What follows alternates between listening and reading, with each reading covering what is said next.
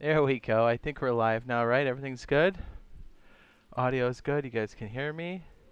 That took a hot second. I had to kind of restart everything. I don't know. I guess it's been a few weeks since I shut everything off. So hey, whatever. Welcome back. We're back in Rust. Power Surge hype. As we know, it's cooking around PTB, possibly here in December. I guess there's a slim chance we could maybe see something in November. But I'm really setting my expectations for PTB to get Power Surge Stage 1 sometime in December. So that's why we're here, answering questions, talking to you guys. What's up, what's up, what's up? How's everybody doing? Sorry for the delays. Yeah, I had to really corral some information and reboot the software. Hold on, let me make sure my Steam friends list is shut off. Okay, we're back. We're good. Hi, what's up?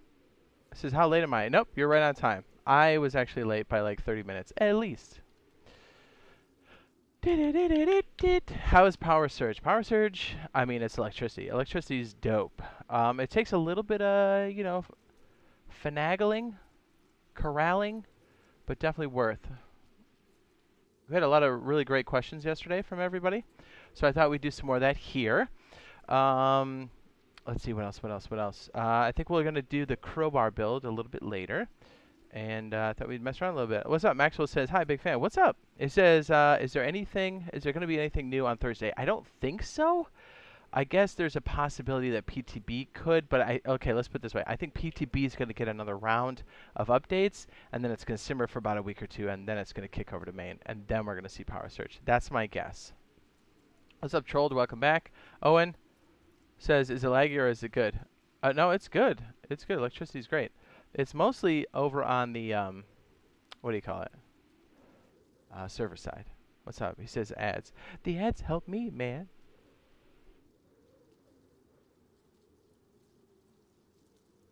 Okay, I think we're good. I have a tactical cylinder. Thank you for waiting, everybody. So sorry for the delay. What's up, Justin? Says big fan. What's up, dude? Thanks. Let's see. Do we get anybody else? Killstrike's in here. What up, what up, what up? Platinum's back. What up, B? So yeah, I'm going to try to have a semi-normal sleep pattern tonight, right? So we're going to do this for 3 hours, maybe longer. And then we're going to try, if we don't get too like wrapped up in what we're doing, to get normal sleep so we can jump in and get things going tomorrow. Oh, wait, no, tomorrow's Wednesday. Oh, yeah, but that's right. We have Spanksgiving on Thursday. Yes, that's why I need to rest. Okay, double check. We're good. Forgot what day it was. When is the update? We're still not sure. I'm going to kind of set my expectation for December. Says, I don't play much Rust anymore because I'm waiting for them to get the new X. Or he says, you're waiting to get the new Xbox. Jeez, your boy still can't read because it's trash on old gen. Things should be getting a little bit better for old gen. Says, okay, thanks. Says, been watching all your videos since Rust console first came out. Nice. We got an OG. Says, I've not played in months, but going to return in December. Nice. I wonder what they're going to do for Christmas. Ha! Well, they're going to do the Christmas event like we have here. There's already signs that there will be some Christmas stuff. Now, they may kind of pick and choose what they put in there. What's up, Platinum? He goes, hey. He says, I'm in the UK. I'm going to bed in 20 minutes. Ah. He says, what's going on? What's up? Is this Keegan? Or is this a different Keegan? Either way, what's up? Yeah, we're going to be doing some... I have some ideas.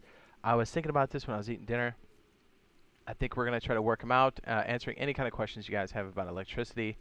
Ask the questions. Think about how you want to put it in your base and, like kick it around. We'll try to help you solve it, get you guys more comfortable with it because electricity is a bit much at first, but definitely worth it. Because at first you're like, oh my goodness, before all I had to do was put a turret down.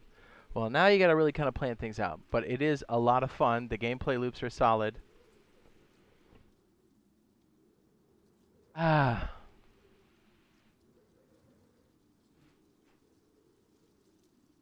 Oh, Killstrike, thank you for the super chat, sir. $2 holler. He says, how are you? I'm fantastic. Thanks, man. I appreciate the support. Thanks, boys, gentlemen, loot goblins. Appreciate it. Okay, so we're going to do like a fancy intro again. Just for like a few minutes, we'll play a little bit of music, get crazy. You know what I'm saying? What's today? Today's the 22nd, not the 21st. We had great questions last night. Or the other day. Yeah, last night. Keep it up, gentlemen. We had good stuff. Is this going to be a great update? It should be. Now, here's the thing. With Power Surge Stage 1 on PTB, I'm kind of expecting some hiccups. I think it's going to work, but I think we're going to have some issues, which is fine. That's what PTB is for. If you want a more stable experience, just like they say in the intro, on the splash screen, you know, play normal Rust. So I get that. And that's what it's for, is to hopefully keep all that stuff out of main branch and keep things running. It'd be pretty cool if they added Christmas lights on console. That would be dope. There are two different kinds of Christmas lights. There are the kinds that don't require power, which are here. And then there's ones that do. So since we don't have Power Surge quite yet, these will kind of have to do. Let's put this right down here.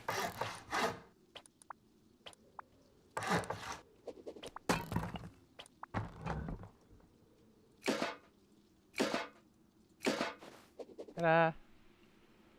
These are actually a skin that you bought, a special skin for PC version, and they're extremely valuable because they are like a weird form of lights. Closest thing you'll get to pay to win, but it's not. What's up? He says the trap pace is yes.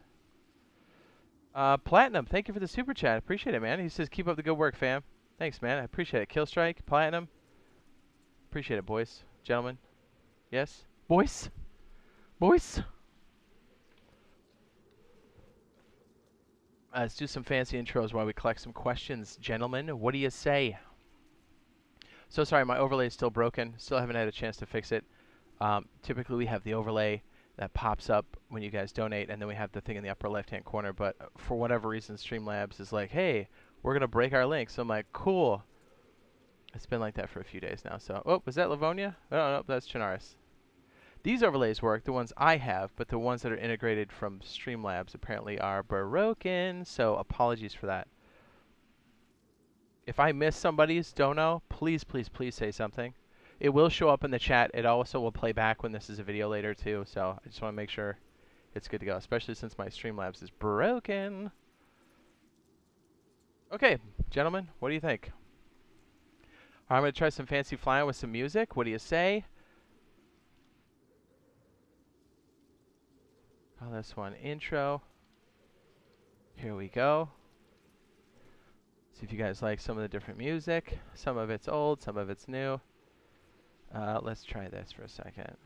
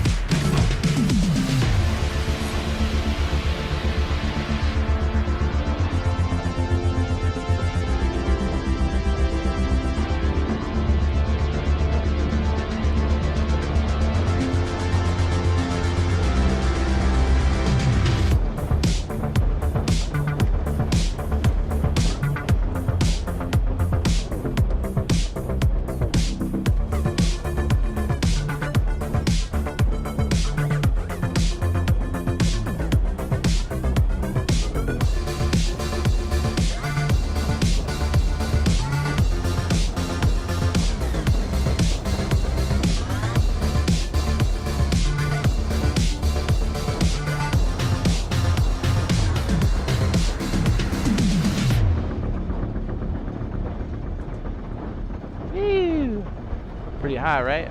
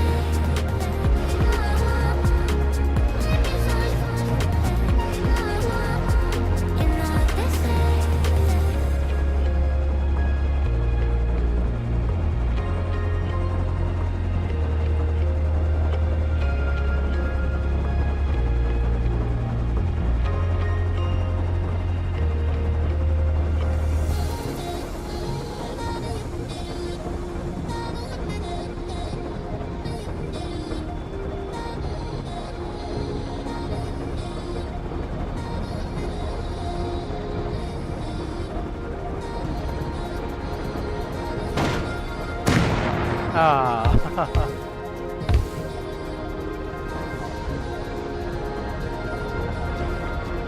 I missed.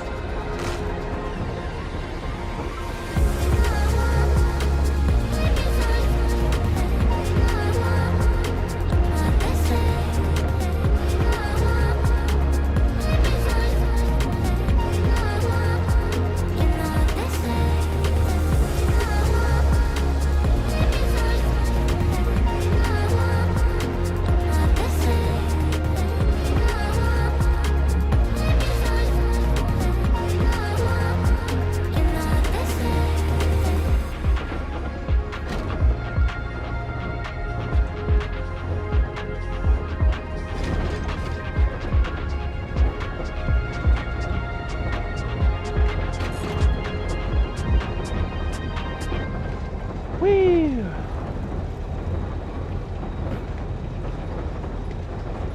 Alright. He smashed the trains. Yes, I did. What's up, boys? What's up? Was it Lucas said he's gonna go off to bed. Good night. Have a good one, sir. You guys are gonna shoot at me. Don't shoot at me. Ah!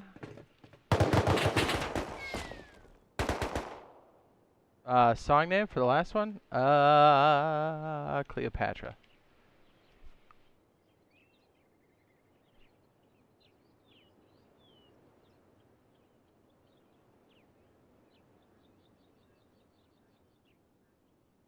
Da-da-ba-ba-ba.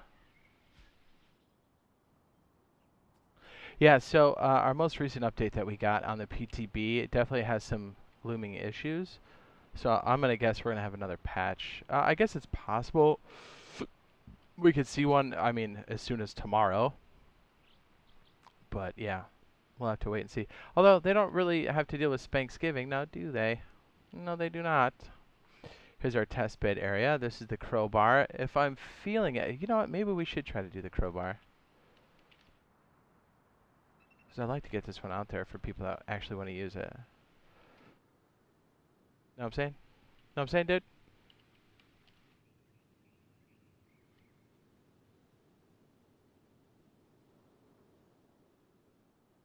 Says your last video was great, by the way. The short one or the just the regular one?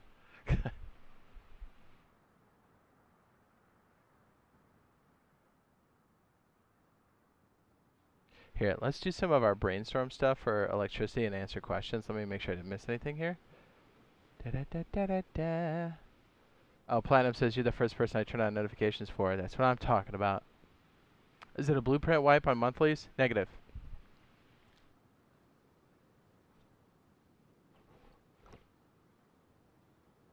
We're talking about a main branch, right? Ah. My office is so sweaty. Okay, so here's what I was thinking. Because again, it's a matter of what type of turret that we're gonna get. We will always get this turret in the very end. We'll have the customizable, the customization, excuse me, and we'll have the 4 inputs. Well, 4 nodes. One's the input, and the 3 status. One's no ammo, one's low ammo, and the other one has target. And that's some of the stuff we're gonna mess around with. It's a bit more advanced, but hopefully we can get a lot more functionality out of what we're trying to do. Oh, Hackspot says the short. Oh yeah, that was Razor too. I was singing to him. So hi Jay with the build server. Are we going to get actual building supplies to put in our TCs? Well, I don't know. After they changed Builder's Paradise, it's hard to say. Now, the one that they put out there, obviously we're at the mercy of whatever they set up. But once we get custom servers, we'll be able to do quite a bit. It'll be similar to like what this is here, how I have like a tab and I can go through all these different things and like spawn things in. I think our interface will look more like the vending machine ish is my guess. That's kind of the gist I'm getting. But yeah, it'll be similar to that. A lot of good questions yesterday.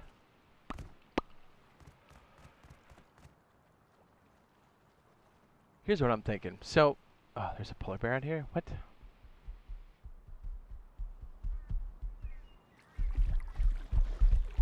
Look. Recycle. It says, hi, Jade, the build server. Got that one. What's up, Tenchu? What's up? Welcome back, dude.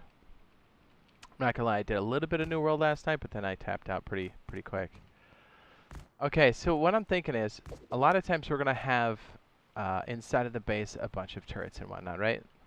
Like inside protecting the base. I guess we can put up a scenario out here. This is kind of what we're doing out here in the water, right? Let's do another one, shall we? Yes. Are you on Xbox or PS4? Series X. So, Xbox.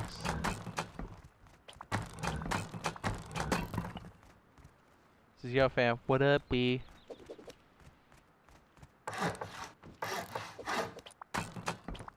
Okay, so a lot of times in anybody's base, right? This could be in a lot of different places. And maybe it's not this exact configuration, but the idea is the same. So you've got like a jump up or whatever, right, in your base.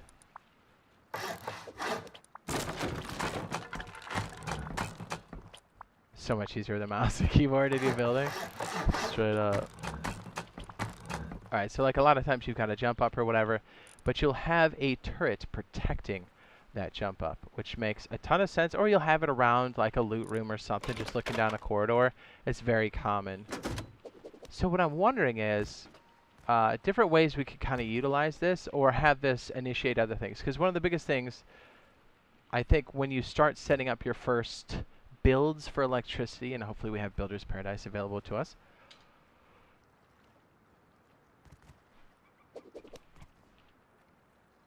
is that when you run the turrets, it's a very limited amount of time that you have. Oh, it would help if I had my freaking wire tool, right? Right. Alright, so right there you can see our runtime, well, 14 hours. Ain't too bad. But this is a fully charged battery. So you want different ways for this to be active. So I was thinking about different ways we can have things get triggered. Now, we can have lasers, HBF sensors, and other things, but if we have access to like has target, I think it can help other situations in the base. So like, let's say you have, this is like a free-form idea in my head, so I don't know how we're going to explain it yet. Let me see. Let me know if I'm totally confusing, right? It's essentially using a turret or multiple turrets to detect things in the area and then activate the grid in your base to keep it active for, I don't know, 40 minutes, whatever it is. Because when you detect a scrub, you want the turrets to be on. But then after a certain amount of time, you want it to go off. I think that's possible. What's up, Roberto?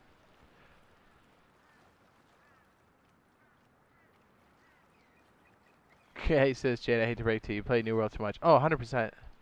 That's why I told Razor when he's like, yeah, you should play New World. I was like, I hope you know I've been clean off of WoW for like 10 years, right? I was like, you're really messing me up with this. It's like taking an alcoholic to a bar. I was like, why are you doing that to me, dog? Why you do this to me? That's why I didn't stream it, because I knew if I streamed it, I would have gone in deep.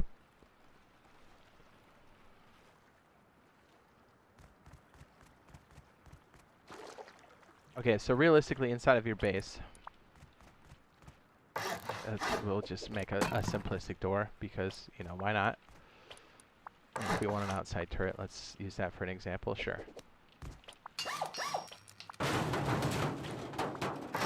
Okay, yeah, to finish my thought. So to use a turret as almost like a detection, because we use an HBF sensor, and those are cool, but like you can also use the has target to activate the rest of the grid. Because let's be honest, if any turret picks up a has target, you kind of want everything to turn on, right? And I think we can do something like that.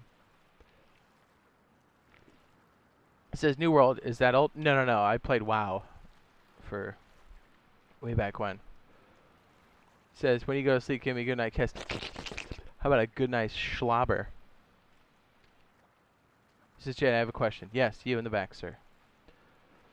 It says, when is it coming out, or you don't know yet? We still don't know the official word yet, but they are kind of pointing towards a December-ish, and that's for PTB Stage 1 Power Surge. They can change it, so it's kind of pending. But as far as it hitting main, I wouldn't expect it until like February or onward, to be honest, because I think it's going to take a minute for those stages to cook. Says, you watched that WoW console video? No, not yet. Like I said, I'm trying to stay away from the bars. Not that I drink. I don't.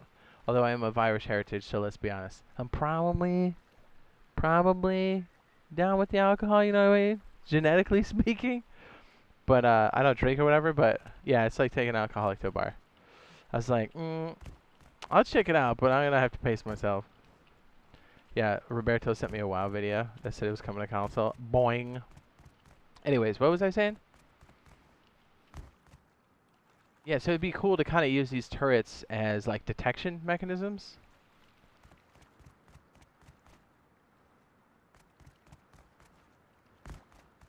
Like you kind of want to know, like let's say you have one turret running outside somewhere on your base. Let's say you go out to go farm and you're like, okay, we can only afford right now to run 2 turrets on the outside of the base, or we want to save power, so we're going to run 2 turrets on the exterior. And if they pick up any scrubs, then the turrets on the inside will turn on. Something like that. There you go. That's the realistic scenario I'm going for. Because that's more realistic. You know what? Just showed that these are exterior. By the way, that burb stinks.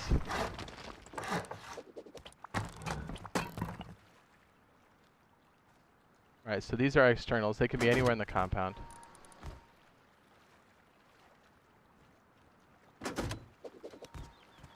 But it would be nice if they picked up any clouds. Let's say you've got like good coverage. You've got like 3 of these and they pretty much cover all possible points to come inside. Most likely they're going to activate a turret, right? So it would be nice if those activated your internal turrets. The ones that kind of snake through your base.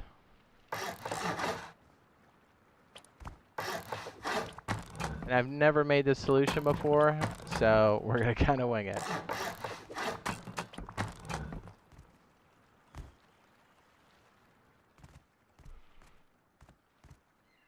Says, is there a set height for windmills they have to be? Now, just having them high and kind of free of other obstructions helps.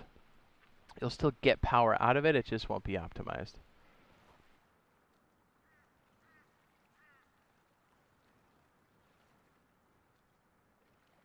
Good question, though. Could I put one on a 2x2? Yeah, you could. I wouldn't recommend it. Let's put it this way. If I was in the valley and we're looking to raid people, if there's a 2x2 with a windmill on top, we're raiding you first. It's like, oh, this guy's got stuff.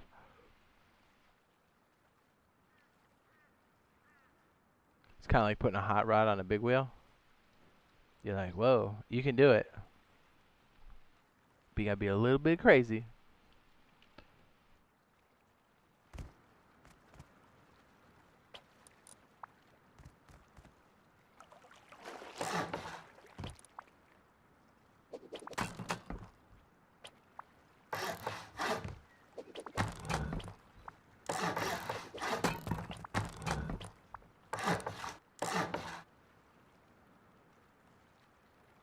So if I want to be ready, yeah.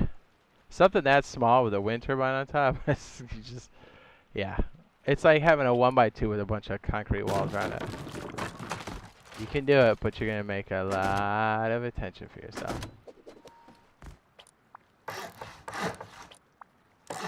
I'm sure you can find a scenario where it would work, but at the same token.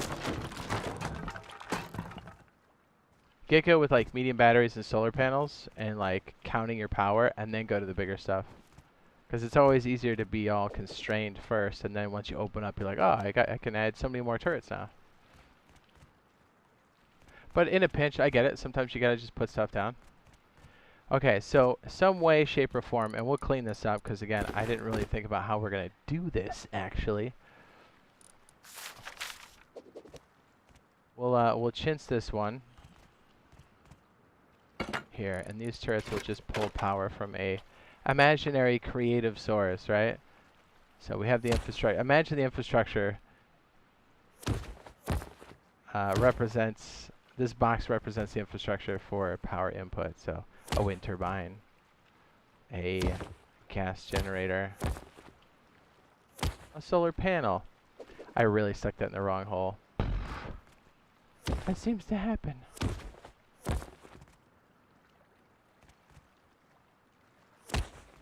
I don't know why I'm getting so anal with this, because we're kind of loosey-goosey this one, but hey, you know.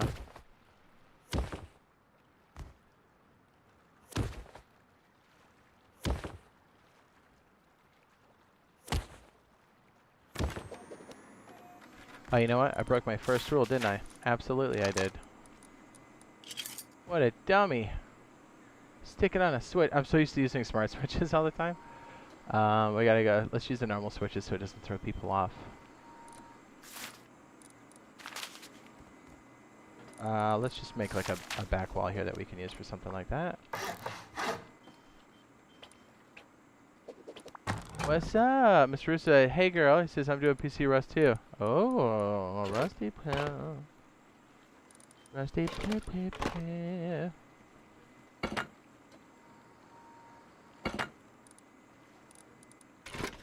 You guys want music while I build this, or you guys don't care?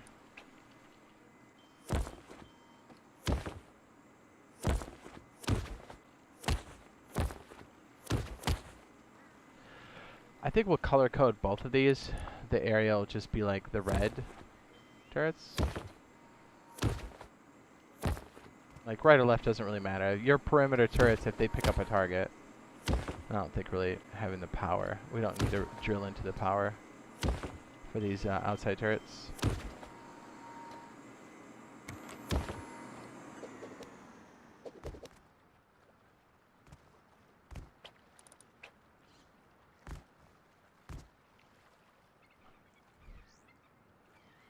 He says, oh, you can use power like pressure plates to open the gates? Yes. Yes, you can.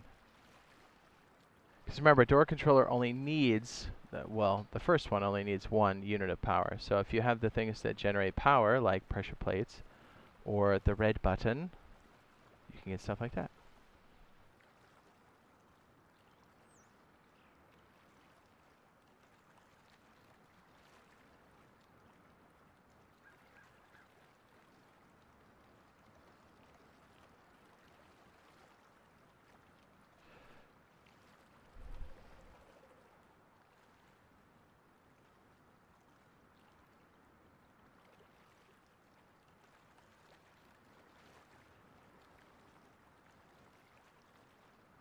Let's upload music, yeah? Maybe?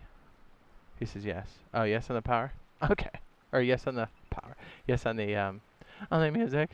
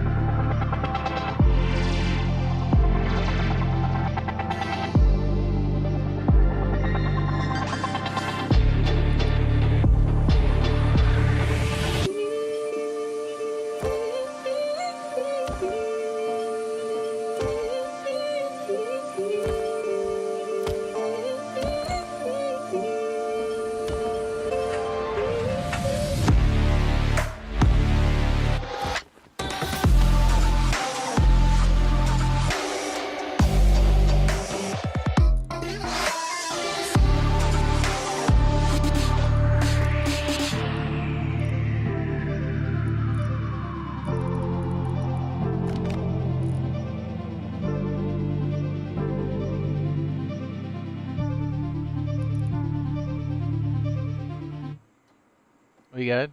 Still? These guys still want some more music while we do this? Okay, so what? Just a quick explanation. So this is the scrub detector.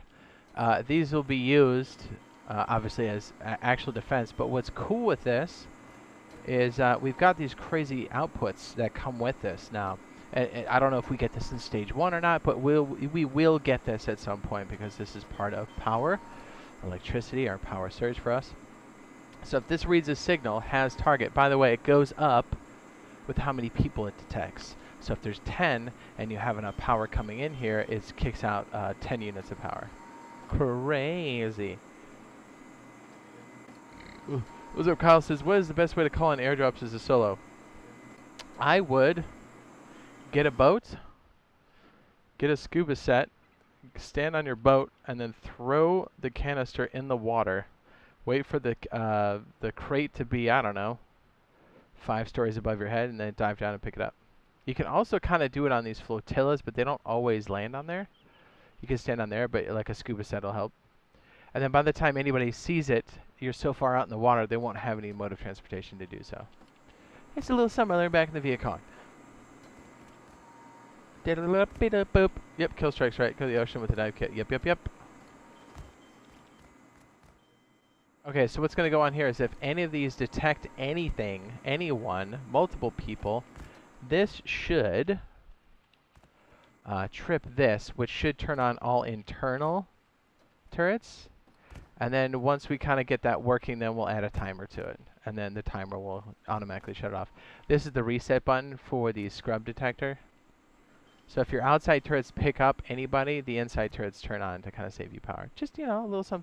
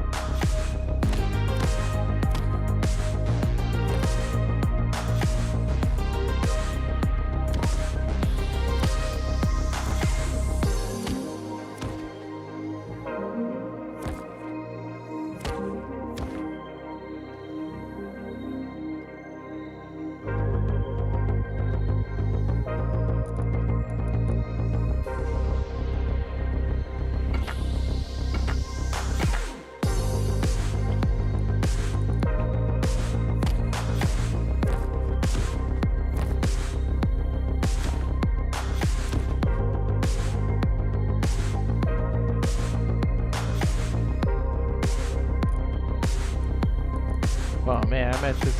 Whoops.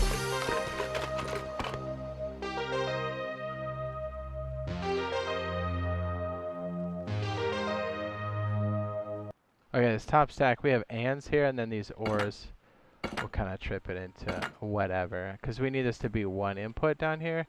It's getting a little crazy, eh? Getting a little crazy. So any of these outputs, any of these go off. Did I just do it again? I certainly did. I just put up a bunch of and switches like a dickhead. These are supposed to be ands.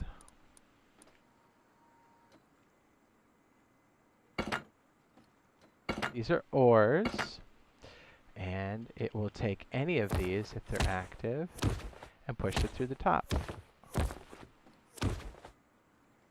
It's just a way of taking any of these inputs and then consolidating it into one. Whoops.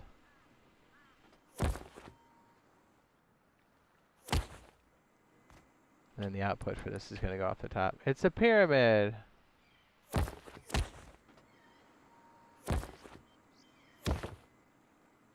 And then this should turn everything else on. So let's really overly simplify this, and we'll call it a blue light. And that should set off the circuit, and we'll build out the rest for the blue. So if this works correctly,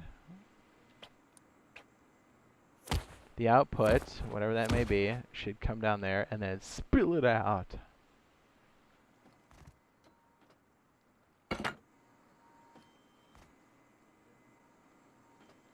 A set number. Okay, so we have 1, 2, 3, 4.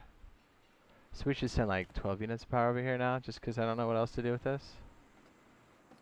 Is that right? 12? 1, 2, 3, 4, 5, 6, 12, 3, 4, 5, 20. Let's do 21 for now. We'll reduce this later, but I don't have to do the math for this right now. We'll clean this up. This is kind of a proof of concept because I don't know if this is gonna work. It should. I've never actually built this. Says, yeah, girl, get them wires sexy. Ooh, look away for a little bit, Mr. That's kind of like dirty. Says, we have all the BPs, so we just use cargo. We just use scrap on guns, or from other shops. Ah. Let me see if we're not coins. Jade, how many hours you got? I don't know. How long's the stream? 45 minutes. Like, that's not what I meant. I'd be like, I know.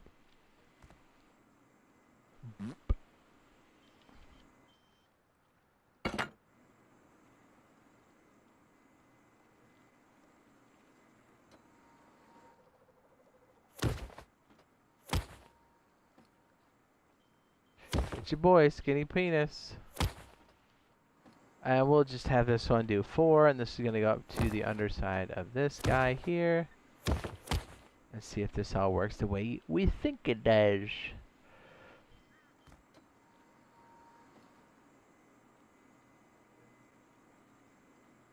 Oh, it'd help if I plugged it into something, huh? What a jackass. We'll just run this on this floor for now. We're kind of doing proof of concept. We're doing this in like chunks. And then out here we'll have an imaginary power source that we're soaking. Oh, soaked. So, I don't know. We'll say it's solar because that's what I love. I love solar. It's the best.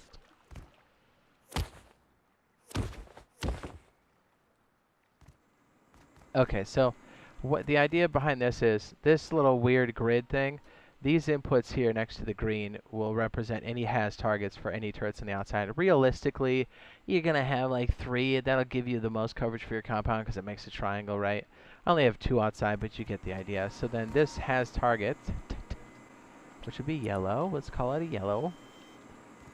This picks up any scrubs. Whoopsie, it should set off the blue light, which represents the whole grid for turning on your interior power. Right, right. Now let's do like let's get fancy, boys. Let's get fancy.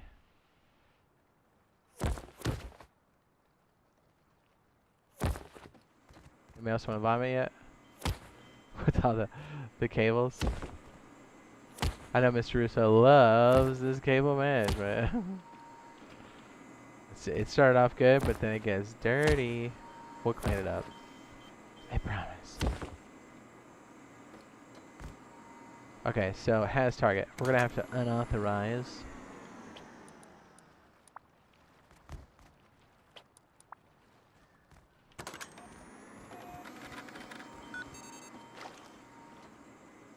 And just like that, it works. Okay, so that one picked me up. Clearly, it's got a dot on me, right? So what it's doing is it's going through here. These are AND switches. So all this green line is doing is feeding power to here. So that just means if the left side is active with any level of power, even if it's not enough to power the circuit, the green line will carry the rest. So since this one has an input of, well, let me stand out here. Wow, I'm out of range. But if if I'm detected or anybody else is detected, this turns on, which means this AND switch will take, if any of these, or I'm sorry, not if any of these, if both A and B are true, it takes the higher input, which in this case comes from the splitter, and throws it out the top. And then here is an OR switch, so anything, that or this is on, then throw it out the top. And it takes the power of the higher. And since this is 6, it throws out 5, because this one takes one down. I know, it's getting a little crazy. And then this one goes up here, subtracts one more, that's 4. This goes to the other OR switch, which turns into 3. And then this activates the memory module. Hey, Medicated Kid, thank you for the super chat. It says, hey, Jade, do you think the average gun-wielding Rust console player is going to take time to learn electrical conducting practices? Some won't, but we'll have really nice laid out. This is not that example. We'll have really nice laid out stuff where all you have to do is copy it.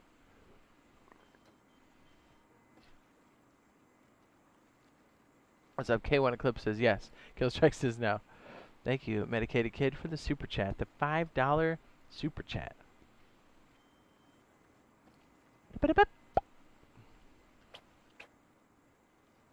Alright, so then this one hopefully is the same thing.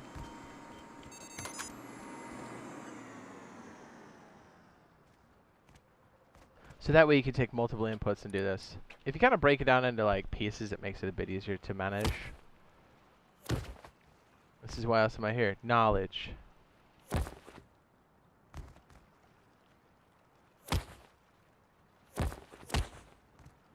Yeah, whenever I have these builds, I'll either have a video that's specifically for like, hey, here's the pattern.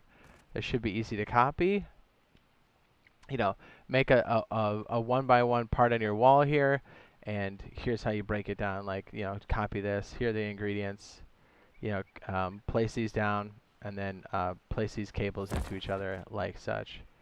Obviously, this is a spaghetti mess, but all right. So we'll reset that. So all this is effectively doing is it's taking, like these that are actively on, if it detects anybody, we can do something with it here. And that do something right now is just a blue light. But we can have this, instead of it turning on a blue light, we can have it activate this turret, another external turret, something closer into our loot rooms here, right? And then what we want to do is have it on a timer for like 30 minutes. So like if you're gone farming, how many times do people wait? How many pieces of shit wait for you to leave? And then they attack you, right? All the time. So this is another way too, like let's say you go offline completely. Let's say you have 12 hours. You can run your 3 turrets outside for 12 hours, right? Which is great. But it would be nice if your other internal turrets turn on if you're getting raided. So if these 3 detect anybody, this will turn on your grid on the interior, and that's what this blue light represents. So if we did this correctly, and I believe that we did. I know, it's a little crazy at first, for sure. So if this guy detects me, that blue light's going to go on.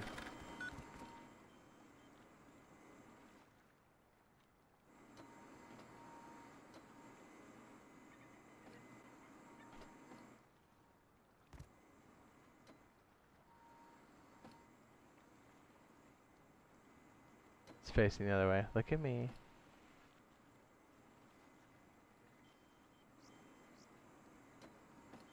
I'm in the blind spot. It's looking the other way.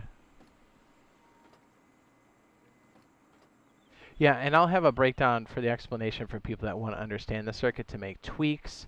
But when I have like the basic pattern layout, what it's going to do is it's going to be spread out in such a way where it's really easy to duplicate.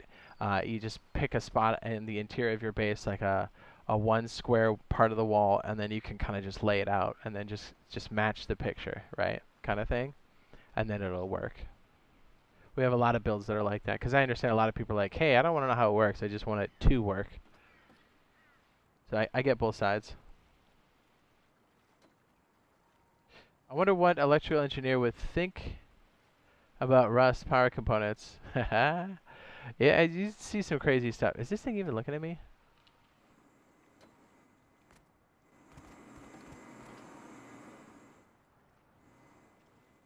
Alright, eventually when it looks at me, when it rotates back, since I'm not authorized, the scrub detector light should go off, which means that blue light can activate anything inside the base. So we're kind of setting it up, and I'll clean up these wires and stuff, but I kind of wanted a proof of concept. Because I was thinking while I was eating dinner, I was like, you know, it would be useful because it's so expensive to just run all of the turrets all the time. So like by having this, you can have 12 hours of runtime in your compound, which means you could go to work, come back and do all that stuff, right? So like if you sign out or go to sleep. So if you sign up for like 12 hours or 14 hours, you still have another 14 hours of runtime for the interior of the base. So if they rock the exterior of the base, like they break the compound walls, then your timer starts for your turrets on the inside. So that'll give you like 30 hours of runtime, like total, to like protect your stuff. Otherwise, you can like run all of your turrets all at once for maybe 12 hours, and then you better hope you're back by then because then everything's dead. So you'll look at, and I know it's maybe kind of hard to see right now, but like you'll run into scenarios like that very quickly. You're like, sweet, we have our turrets up, and then you'd be farming, you come back, and the turrets are going on and off, on and off. You're like, well, that's not useful. And you're like, that's because all the batteries are drained. And you're like, oh, I didn't know you need to stay on top of that. I know, because that's something we don't need to manage yet, you know? There it goes, it finally found me. Jeez, it took forever for that turret to spawn me. To be real, I would, they would have detected me on the exterior, but there you go. Okay, so it detected me, right? You seeing this? So now that it detected me, it would shoot me and kill me. But the idea now is, do we run all of these turrets on the inside for 30 minutes? Maybe.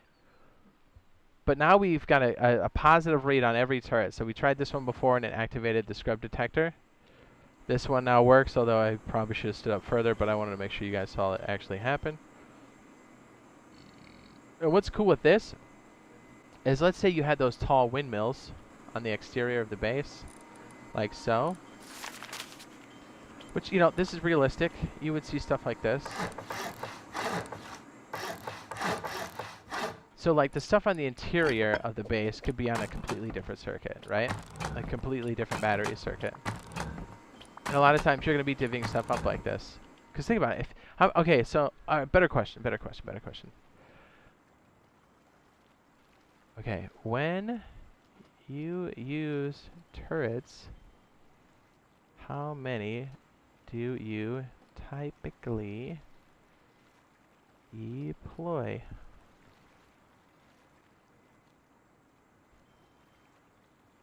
In a wipe? Question mark. Okay, so 1, 2 to 3.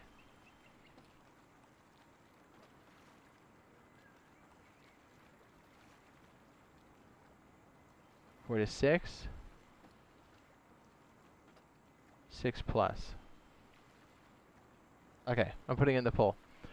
So I would imagine a lot of us put more than, or at least try to do 3 if you can. So it would make sense that like these outside turrets, let's say you know, you've seen them. Like you've got your compound, and then like you've got your walls, and then you got your base, and then in between there you have like your furnaces and stuff. So like you have turrets on the outside somewhere. So it wouldn't be out of the question to have, as they'd be sitting on a foundation or two, to have you know, this crazy triangle configuration come up top. And this is what wind turbines are good for sure. But then what you could do is, oh, that's not going to be big enough. Come on.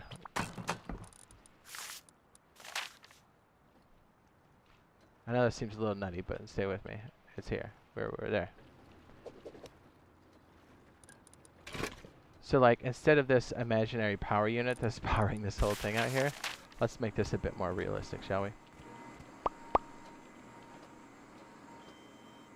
Okay, so the output for this, or the input, I'm sorry, is going to be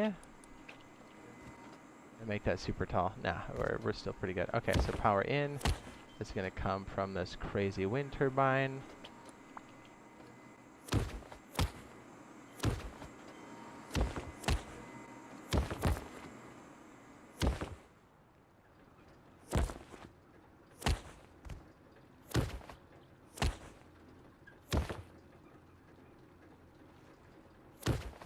Oh, sweet. We're getting 110 out of there. Dope. Alright, so that one wind turbine can really power this whole entire unit.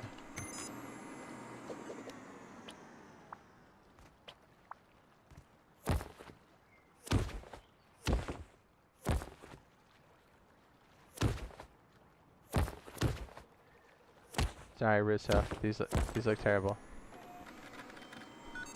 So now this one wind turbine is powering... This could comfortably power 3 turrets with the fluctuation, because if you've got a medium battery, that can help buffer it. So like, these guys can run off of one wind turbine, your external turrets, right? But what's cool is, you can have solar panels on top of the base collecting for the interior of the base, or even take the excess, but like, these are 2 different circuits. Like, this battery and this wind turbine are on their own thing, but the signal from these goes to the interior. So this can be its own circuit, but it's just taking signals from the outside. That's what makes this one kind of... And yes, this is more advanced, but I promise you, after you've done this for like a month, after this fully comes out, you're going to go, okay, this is something that we need. And that's why a position in your team to have an electrician is going to be such a big deal. And there'll be people that want to learn it. There'll be people that that just want to pick up somebody. There'll be people that just need to copy the pattern to get the functionality. And since we're kind of proof of concept right now, it looks like shit. It looks like spaghetti.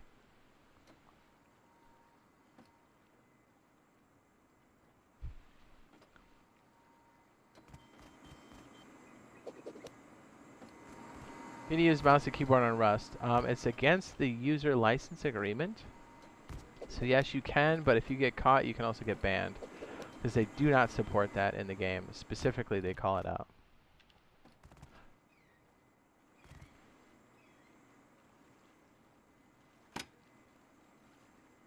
Is this still detecting me? Go away.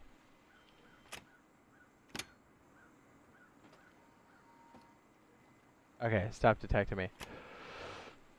So I had this on like a manual reset. We could do things to kind of switch that around, but I thought it was kind of interesting to like... Oh, you know what? Instead of like running it to all the different turrets, let's see if we can have this run for like 30 minutes.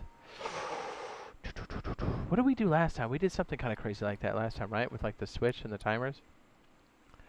And we don't have to focus too much on this right now because I know since we're getting this in stages, I doubt we'll have this level of complexity that we have access to right away. Although if we do, then sweet. But I have a feeling the logic stuff's going to come for stage 2 on Power Surge. But like this stuff, for a standard turret setup, I'm almost positive all these will be in stage 1. Like all of this. For sure.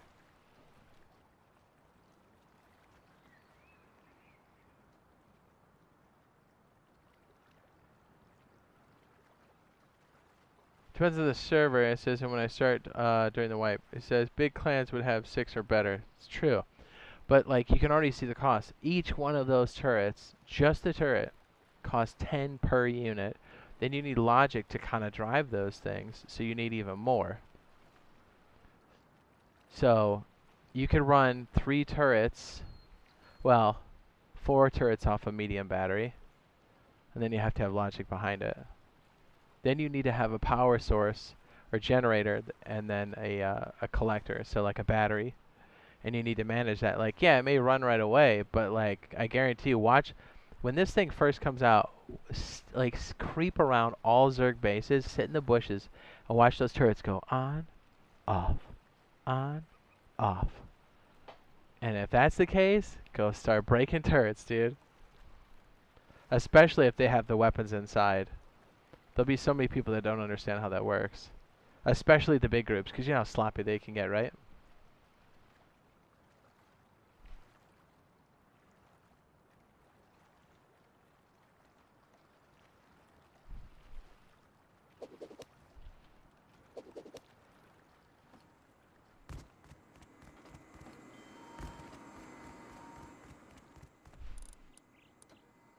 Let me just get this idea out of my head while we're thinking of it.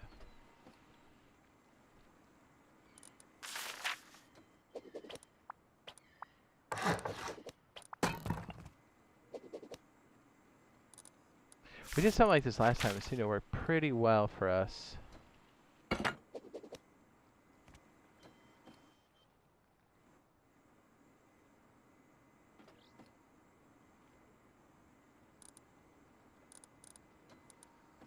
Did I drop my branch? I did. I did. 100% I did. Whoops. And I know this one looks wild, but this is for, like I said, proof of concept kind of stuff. Kind of lets you know what is possible.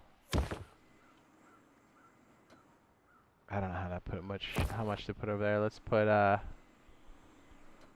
don't know.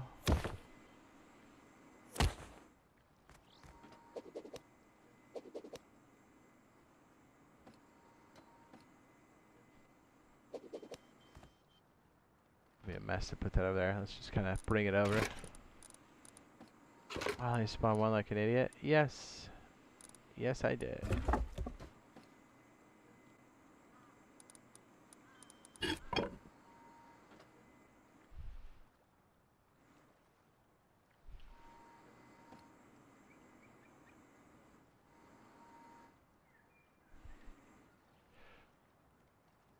What did we do last time? We had something that tripped it because we had like a surge go through and then it shut off. So I guess this timer could have like the main power that goes through. I guess that works too. We had like a way of like digitally turning it on and off. I guess we could put it through another logic controller. Although these green blocks, I don't think are going to come in honestly until like later.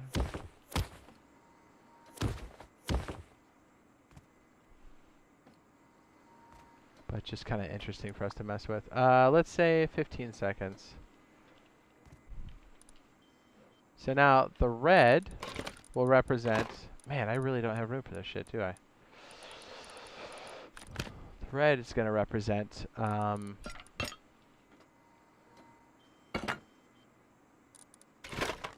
stuff running on a timer. So... it should last for 15 seconds after the initial blue light is triggered.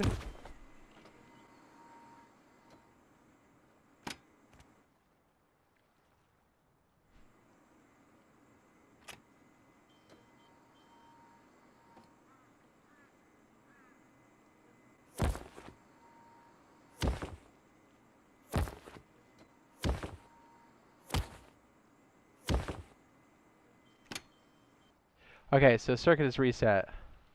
This is wild, huh? Okay, remember, proof of concept, it's major spaghetti, so hang in there. So the idea is, if the turret is outside and it's active, it will shoot anybody that's not authorized, but it will also send a signal that says, I have a target, and there's scrubs outside. And we've proven that to work. So when it comes, the signal comes in here to the green section, it'll put off a signal to this timer, and this timer will activate all of the turrets in this base for, let's say 15 seconds represents 15 minutes, right? So if this red light goes off for 15 seconds after this thing's done detecting me, then we know it works. Although, to be fair, since this is kind of a toggle state on and then we have to manually reset it, when this thing detects me, I'll have to hit the reset switch. Yeah, we're getting into some dicey territory. Okay.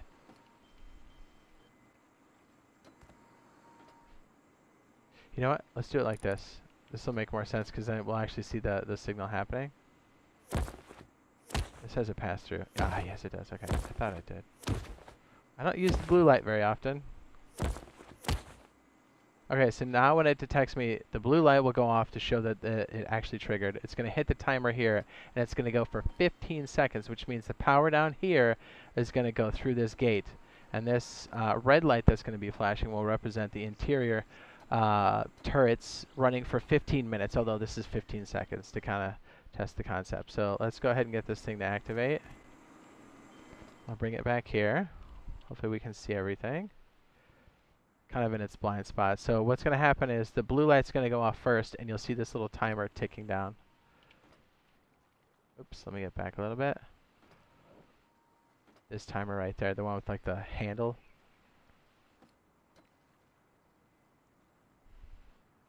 Although to be fair, we have to come back here and trigger this again. Shit.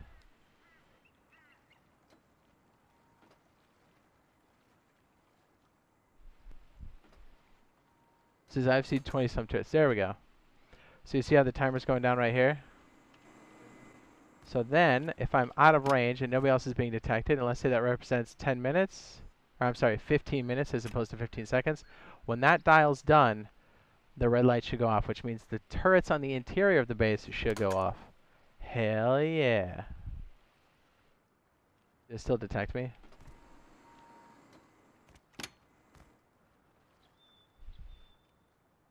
So yeah, this is an interesting point because we don't have to reset it each time it comes in. We want this to run automatically, but you can kind of see like, oh, okay, this is how you would run turrets, or how this circuit could work in another way. Remember, it doesn't have to look like this or be this crazy looking. But as far as functionality is concerned, let's say we have an HBF sensor and it detects somebody outside of the walls. That's realistic.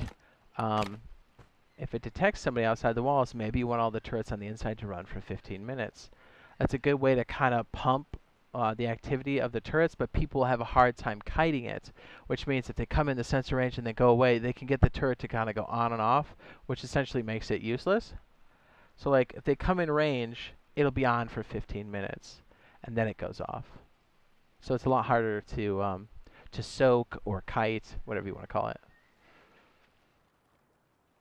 There's our HBF sensor. So this could definitely come in handy too. So instead of having these turrets here, you can have these on the exterior of your walls, and this makes this extra dirty. You know, you got these kind of floating around the bottom side of your walls. And so that way, you know, if somebody's getting close to your base and they're setting off your HBF sensor, you know, they're probably scrubs. So it wouldn't be a bad idea to turn on your turrets for, I don't know, 8 minutes, 10 minutes, however long you want to do it. Oh my gosh, disconnect. Alright, well let's, for argument's sake, let's just put it right here. So you can have one of these out here, and then your compound's on the interior here. So like, you would hide this somewhere, but then it would detect somebody, and then you're like, okay, all of the turrets on the inside of the base need to be on for 8 minutes. And then when that trips off, then all the turrets go back off. It's a really good way to save on power, because you're going to need to do things like this. Otherwise, you need to have a system that just trips on when somebody comes in range. Because if you just leave things running, you won't be able to have that many turrets. Like medicated kids talking about, like having 20 turrets running at all times is extremely expensive. You need to put a lot more tiles up to maintain that, which means that's more upkeep for you on your tool cupboard.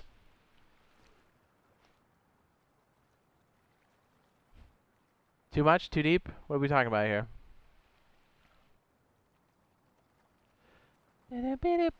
4 to 6. Yeah, it's pretty standard. There's times where we go more than that, but like 4 to 6 is a lot still. So think about it.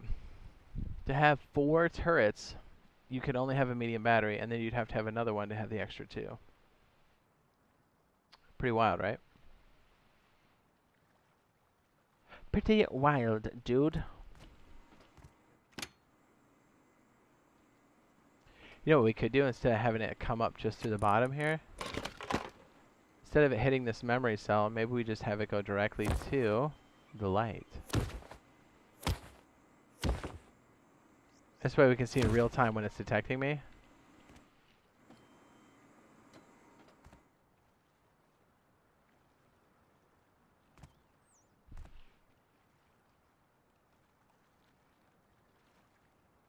Oh, wait. Pfft. That's not on a state, is it? Whoopsie poopsie.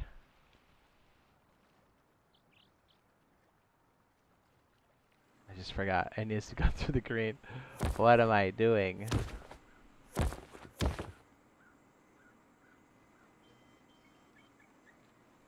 Oh, I get it. Shoot, I should have done this. Duh. As this comes out here on the side, we do what we normally do, right? The excess goes up to the red. But then this goes and trips the reset where the red is. And let's just go ahead and reset that.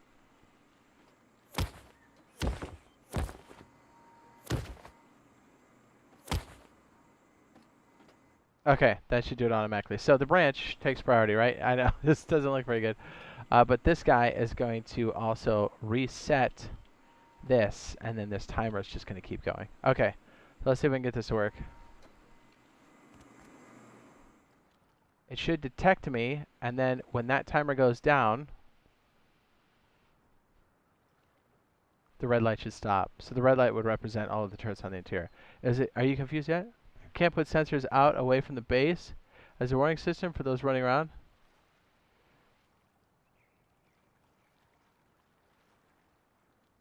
You could. Again, you'd have to power everything, but you totally can.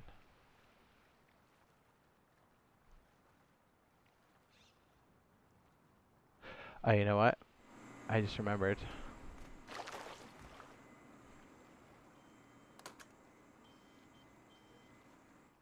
I have to hit the circuit once for it to work. We have to prime it. We're just trying to get the functionality. Clearly, this is a hot mess. So what this should do is that when it detects me one time, this should go off, but then it should also turn itself off when it's done after 15 seconds. So let's go ahead and get this thing pissed off.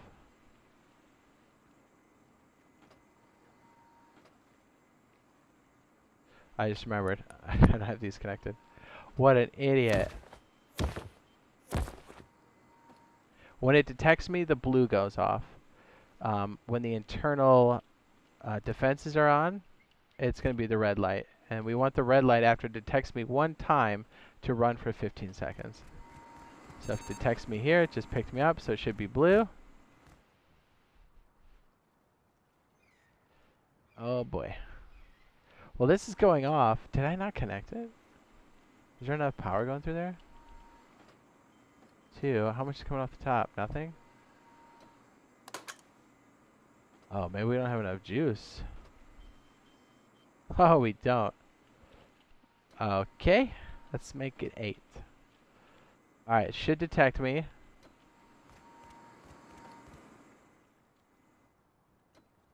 Alright, detected me. I'm going to pull back. So now the blue light should go off. I'm sorry. It won't go off. Not yet.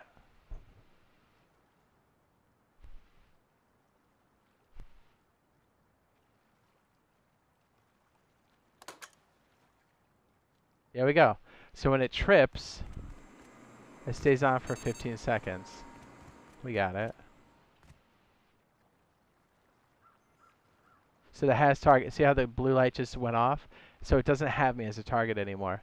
But the timer is still running for the interior stuff. So instead of 15 seconds, that would be 15 minutes.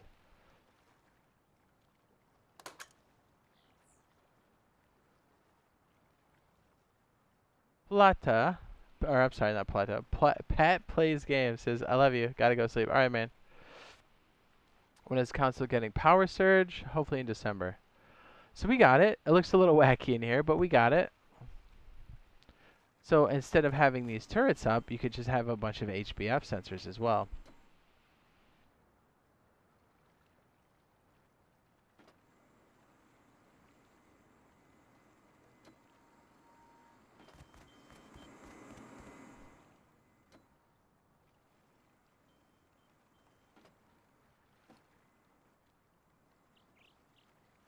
Pick me up, baby.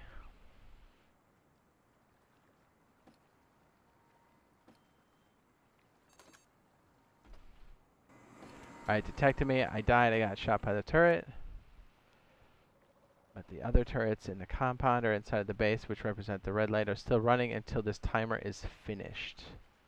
Which is ticking down right now. And it should shut off right about... Bingo.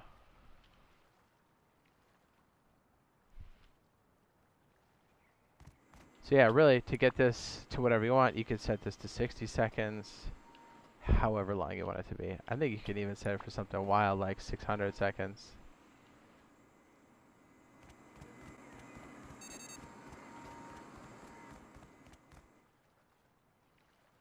Oh, you can see just how slow that is.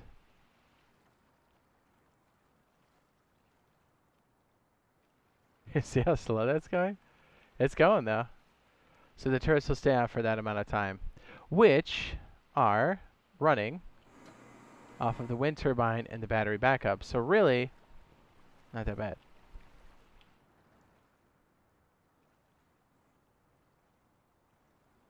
Just a little bit of planning and stuff can really keep your stuff on. So you can already start to see, like, to have that kind of functionality for big groups and a lot of turrets, it's a lot to keep track of. So, like, turret spam is possible, but it takes a lot of maintenance. You can't just be slapping them down outside all the time. What's up, Off-Road? Is a survey for console or PC? Either one.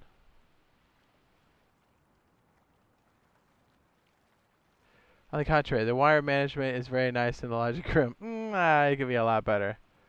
Like, now that we know where everything's placed, I would take this end of the circuit and probably make it its own stack. And these almost like, when I stick the black branches on the bottom, the black boxes, I think of it as, you know, like a spike bar or like a cable extension where it has a bunch of plugs in a bar. That's kind of the way I represent these, because it's a way of making your own controlled splitter.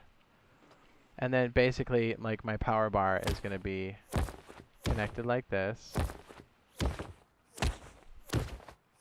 And then the type of power you want to go to the circuit, you just configure here, and it comes off the left side. Oop. And you plug it into the circuit. So, like, that's what this is here. It looks a little crazy, you know, because we're feeding this weird array, which I'm sure we can even take this and condense it more. But the sensory circuit, I think, is pretty close to what this is. We could take this and condense it a lot better. This looks pretty wild right now.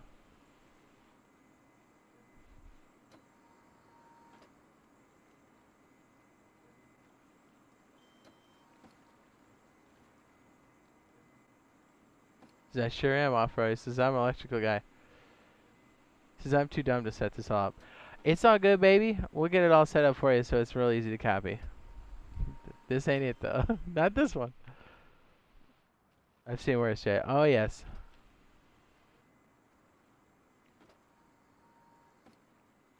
The scrub detector. This is from our initial, like, let's say we jumped in the compound. This turret detected us, killed us, but the turrets are still active because the timer's still going down. We're at a quarter of the time.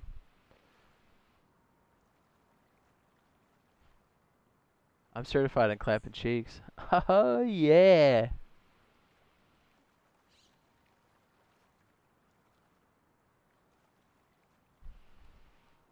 This is definitely more advanced for sure.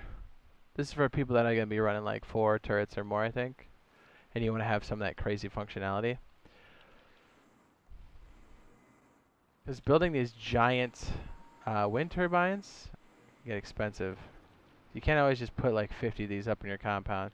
So if you had like 4 solar panels and a wind turbine, you could have 6 turrets running, and then half of your grid is being turned on in a smart way, so you have even more runtime. Because the idea is you want to be able to sign out and have your turrets cover you while you're not playing. But it's really hard to have 24 hours of runtime when you have limited resources. What's up? Tenchu says I'm a licensed plumber. Nice. I'm certified in clapping those butt cheeks and stacking ducats.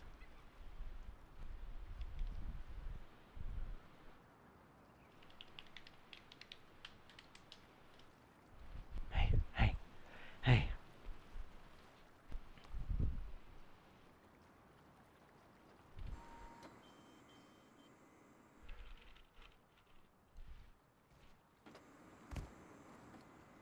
So that's good. We'll clean that up.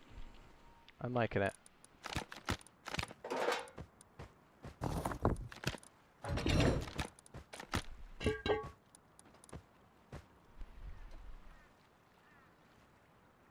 Let's see if we can get the crowbar running for one cycle here.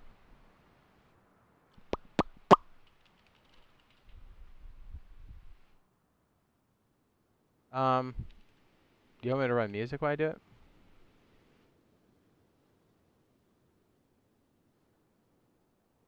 Says, will a motion sensor detect an HV rocket when it's fired at your base?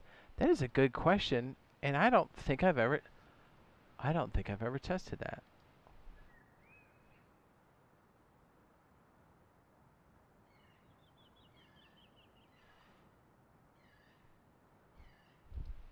Heartbeat, I don't think it will, because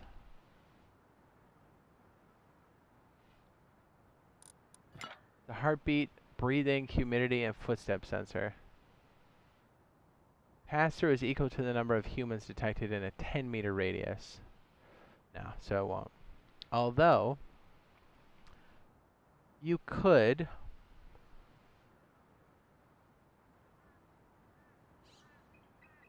Right, no. I guess there's no way to detect if it's dead. Although, that's a good question. Because, alright, so let me ask you this. As far as functionality is concerned, do you want the ability to know if a turret's been taken out? Is that what you're getting at? Or you just want to know if it's detected? It's a good question. It's a really good question. I'm surprised I haven't tested that. So there would be a way, if that's what you're asking, to be like, hey, if my turrets outside have been smoked,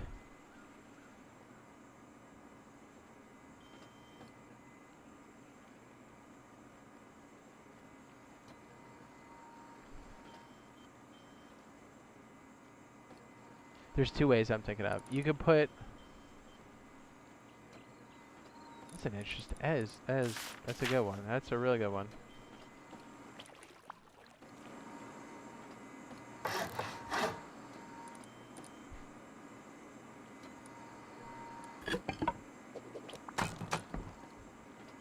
I'm wondering if you can create an on-off or detection situation by sticking a laser there. But really, I think that's only if humans pass through the beam. Pretty sure that's how that works.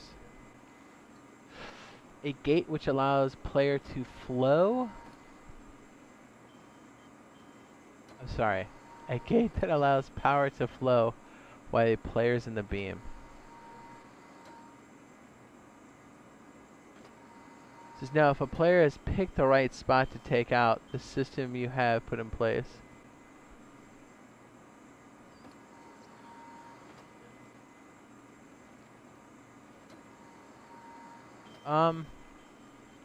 Okay, so like a way to cripple the system. You could put something in place that's in another spot in the base that could be a detector for if something fails in the main circuit. That's interesting. Yeah, because yes, this is probably fairly complex for most people right now. But I promise you, once you get into it, you're like, oh yeah, I got some questions and I want to make my thing like this because these guys are sniffing my gooch like that. And, you know, these Zergs are trying to touch my shit.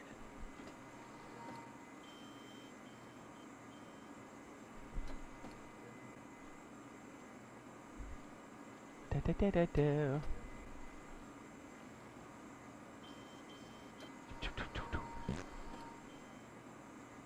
Yeah, I'm wondering if there's some way...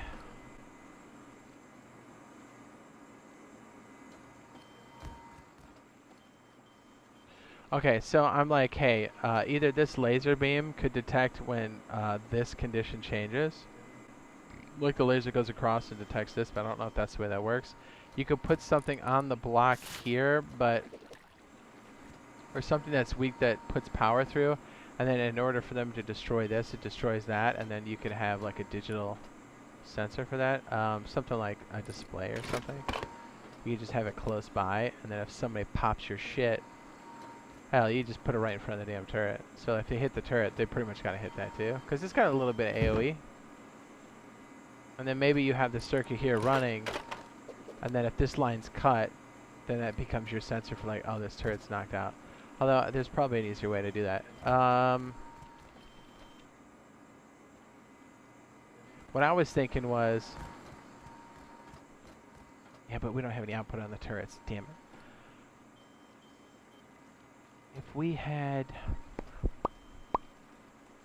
there's no way to detect load, because if you had a drop on the load, then you could have something trip. So like, for example, you've got 2 turrets running here, so that's 20 units of power. So if you had a way to sense, like, if it dropped below 20, for something to go off. But you know what? This has got a counter on it.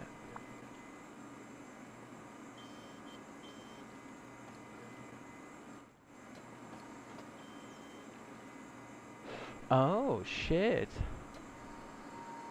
Value for the pass-through. I guess you could have something out here. So, like, let's say your whole circuit is, you're using the exact amount. Let's say your circuit's exactly 20. Right? And you've got this in between here where this is set up in between the turret and whatever. And everything's balanced where it's all using enough power. But then if one dies, there's enough power to go through this power unit here. And then that could set something off. We might be able to use a display for that. I know we're talking some crazy hypotheticals or whatever, but definitely could be useful. Definitely would be useful.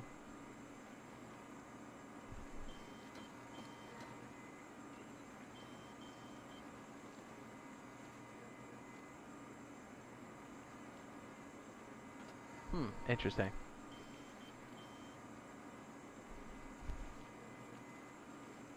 The viewership drops. Everyone's like, blow my brains out.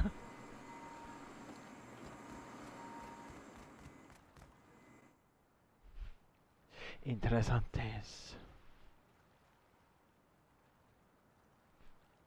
Oh, the scrub detector's about to go off.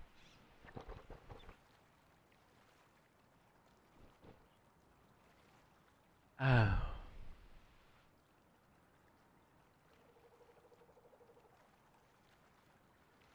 Click. Red light should go off about meow.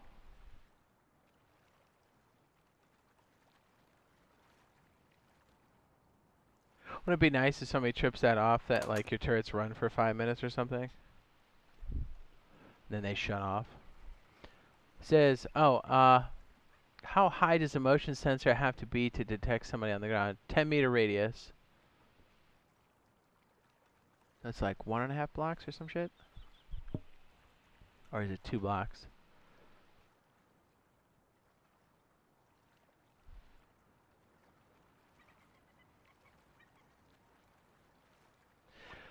See, the HBF sensor is dope, but the problem with it is it doesn't have like a lot of range. The turrets do, though. That's why if we can use them as defense and a detection mechanism, 100%. Like, this would kill me for sure if there's a gun in there. But it's also tripping this off, which says, hey, there was somebody in the area, let's keep this stuff on for a little bit because maybe they're coming back. And if this stays on long enough, they can't get their kit back. Like, you want their shit to despawn, especially if they're raiding. If they fall in and screw up and they've got rockets on them, you want your turrets to have heat long enough where that bag despawns, which means their raid is fucked. These are all like real scenarios we run into. So it's like,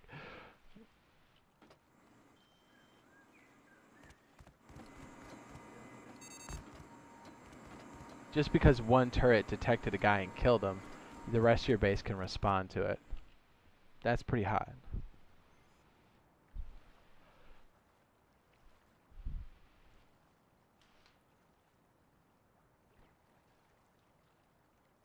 Yeah, I think to simplify this, we'd move a lot of this over. Simplify it. Like, already just looking at this. Just real fast. That's why I kind of do it loosey-goosey first, and then we kind of go back and clean it up.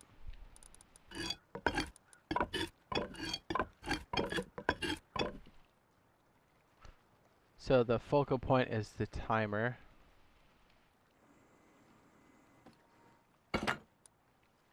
Your main power comes in here on the bottom. Your other one is for the timer.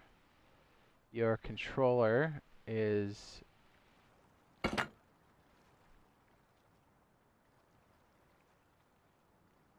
really, it could almost be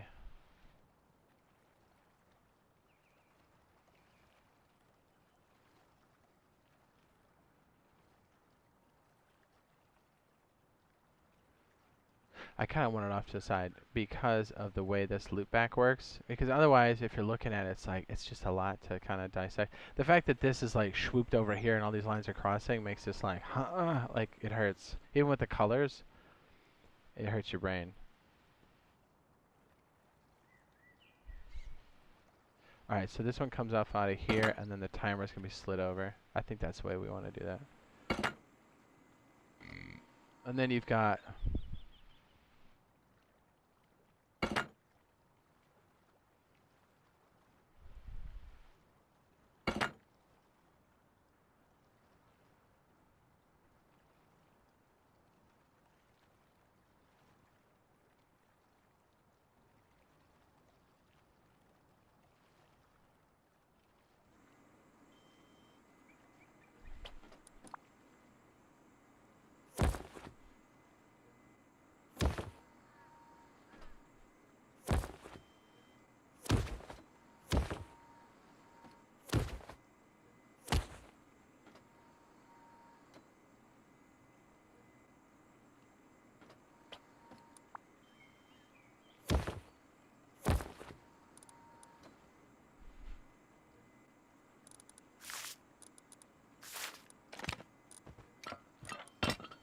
I just dump all the electrical stuff, now we're back here doing the same thing.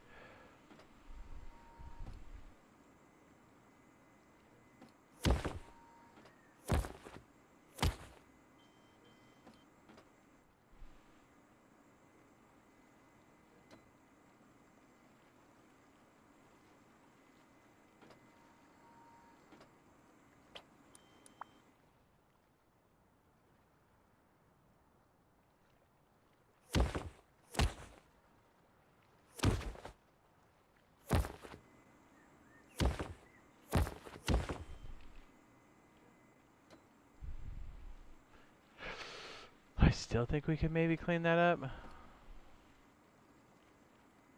See, isn't this right here is now condensed into this. And you may not understand how that works, but like as far as replicating that, isn't this a lot easier to digest? So even just copy, right? You're like, oh, the red line goes here. Or is this more difficult to copy?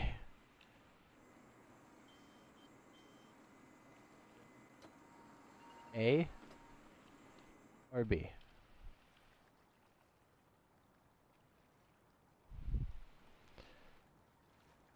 This is B, and this is A. If you had to just copy this down, you didn't need to know how it operated, would you do B or A?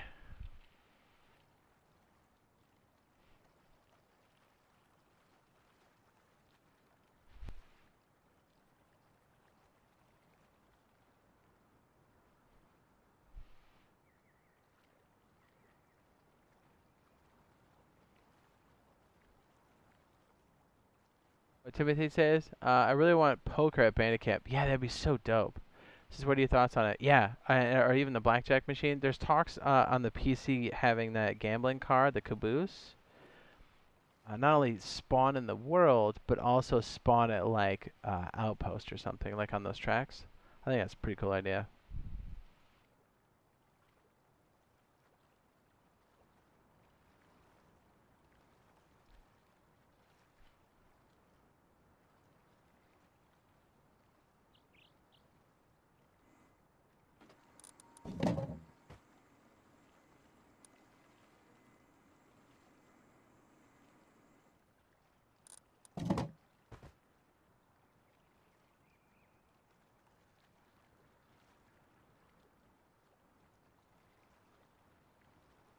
These are huge.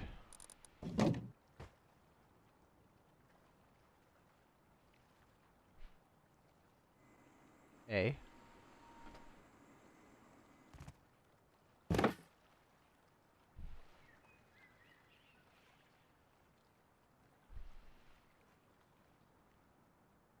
Oh my gosh, click it.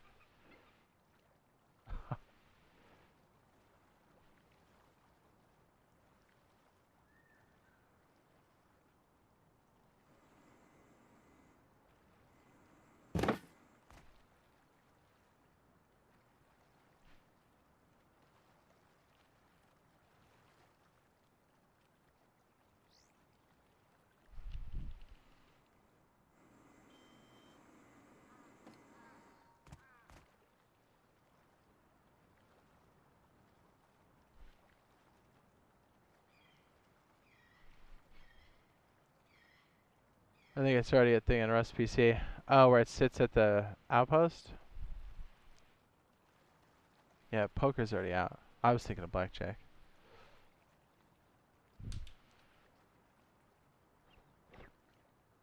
I think poker in the bandit camps would be dope. That'd be so much fun. So you're just playing for scrap, you know?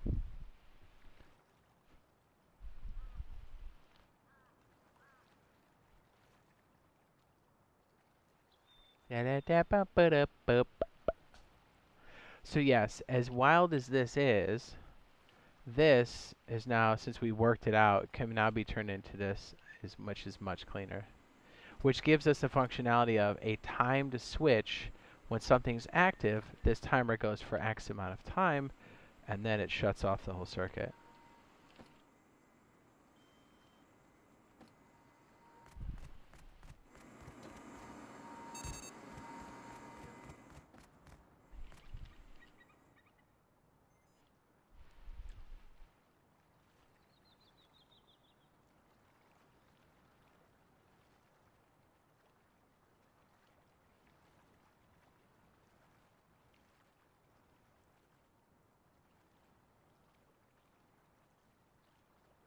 What a nerd.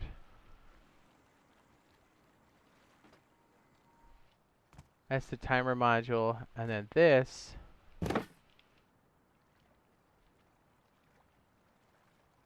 right here, the pyramid and the splitter.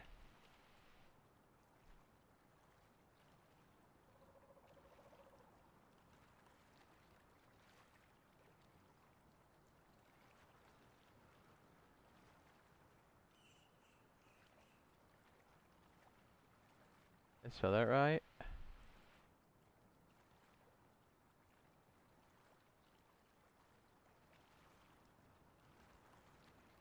Maybe you draw like a soft dick.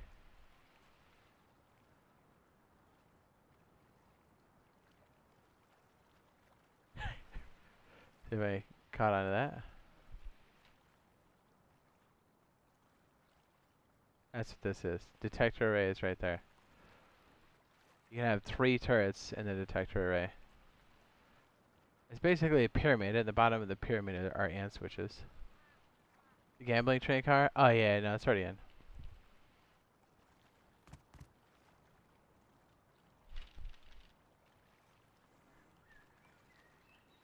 Tasty comes into a Rust Console Edition stream and says, Rust Console Edition is shit.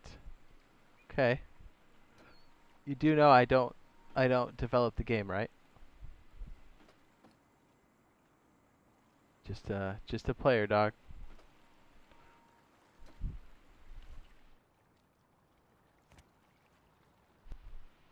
I do. I see our name at parts like detector array, limp penis module. Right? What a fucking nerd. This guy comes here and goes, I don't like cheese sandwiches. I'm like, well, that sucks. Because cheese is fucking dope. You know? I don't like it. It gives me gas. That fucking sucks for you.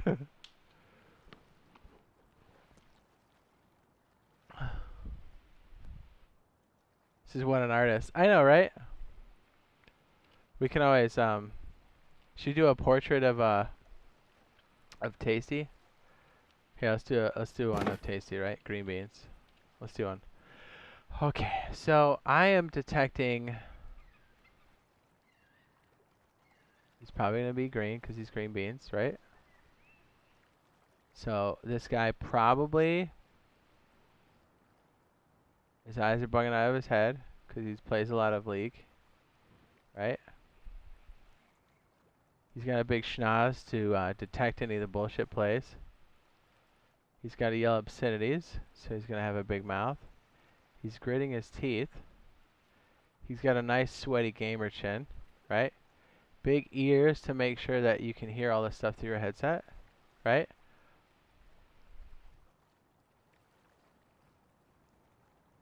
And then this to match the rest of the personality.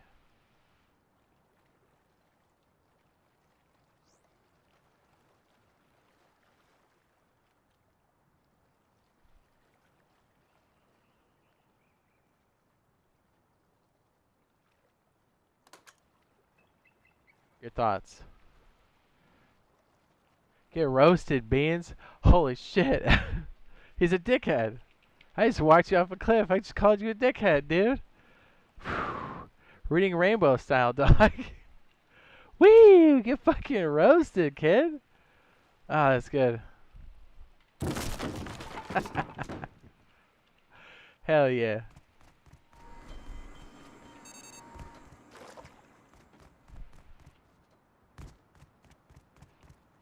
He's like, yeah, uh-huh. And then he's a dickhead. You're like, oh, shit. Here's my little nerd notes. You ready for this shit? Target kill switch. Or wouldn't it be cool to... Okay, so with the target kill switch... Well, we kind of have a scrub counter. With the target kill switch, it's kind of what Medicated Kid's talking about. Like, if something is detected or destroyed, it can activate something else. But, like, okay, so let's say you have a bunch of automated shit in your base where you've got switches to, like, turn things on and off. Like, you want switches to be able to enter and leave the base. It makes your life a lot easier.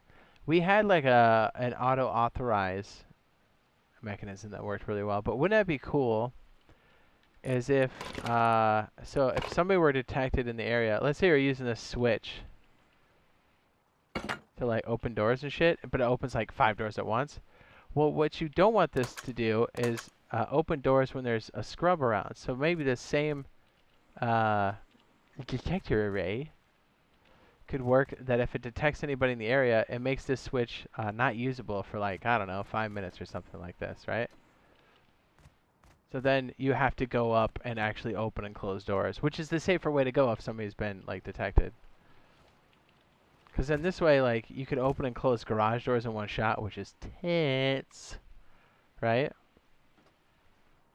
How many times you got? You're like, hang on, I'm coming. Click. All right, hang on. Click. Hang on, click. Like, click. And everyone's like, oh, he's dead. You're like, oh shit. You go back in. You're like, click. Everyone's going back in. Click. Oh, he's going back up. Click. We go back inside. Click.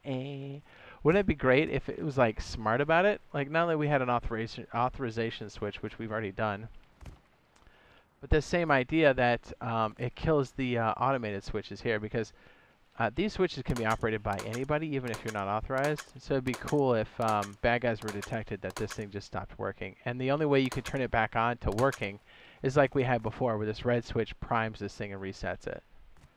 So a person has to come in and say, click, okay, now the circuit's okay to use again for automation. Does that make sense, or am I totally fucking doing longhand math here? I'd say, actually, you need to carry the 1. What's the square root of this sandwich?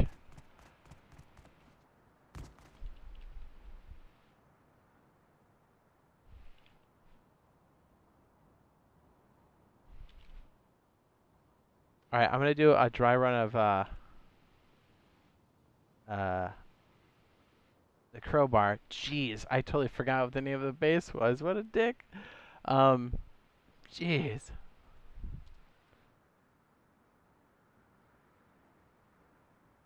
So I think I'll run music while I do it. Is that cool? Cool.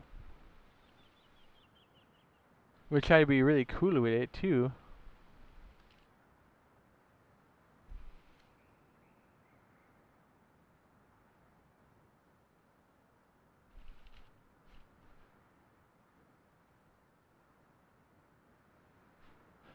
Okay, crowbar, dry run. Let's start the music. We'll just start at the top of the list.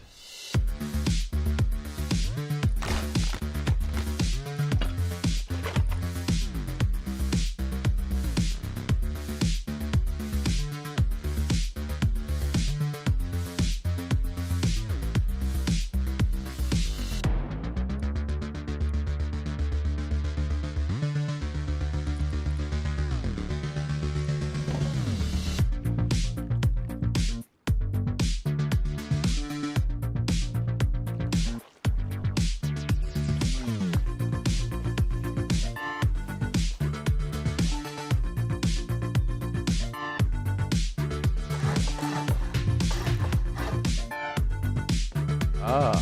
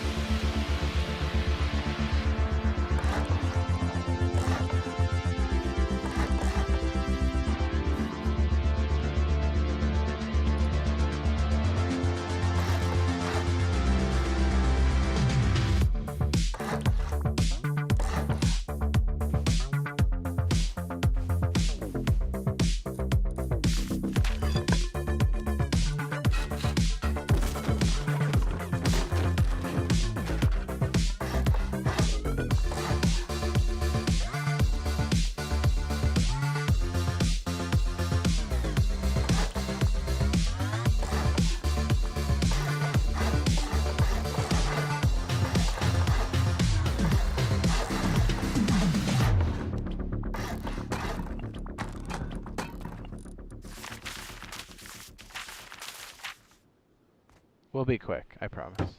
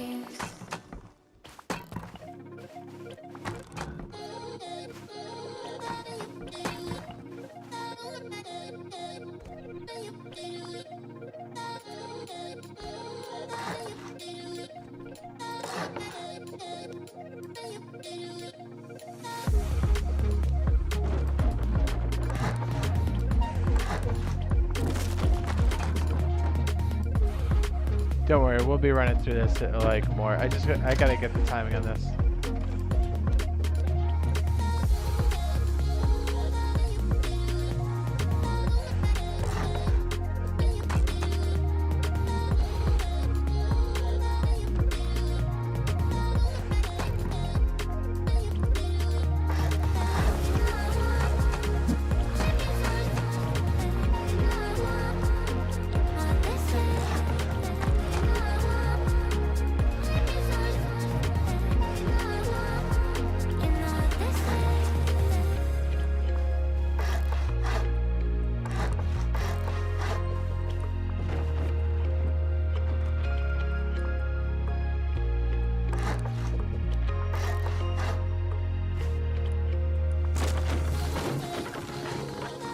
Phase 1 complete.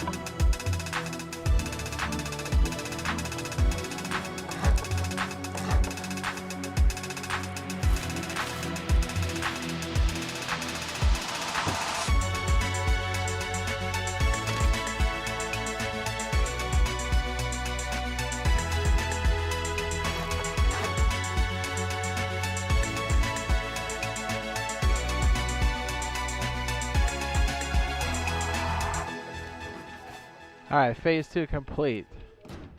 Makes it look real cheap. Dirty, dirty.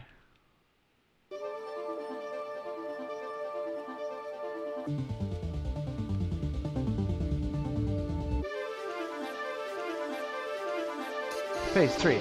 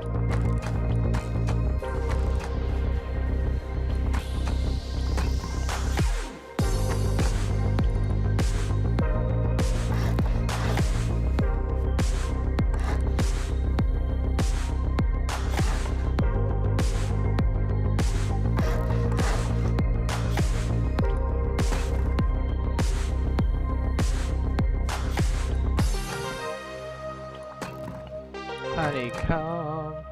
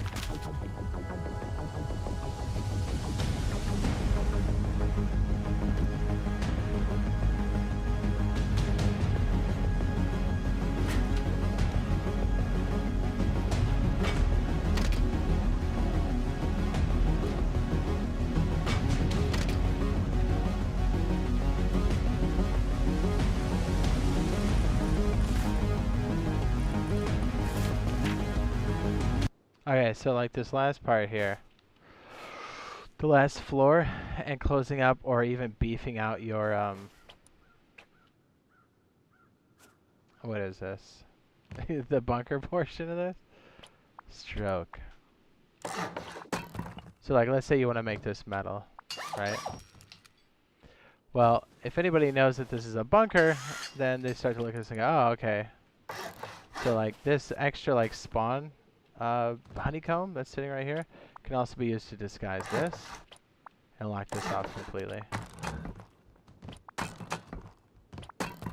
And then you can, like, yeah, you're cutting steps there, but you can also lock this off if you wanted to. You know, and just make it completely whatever.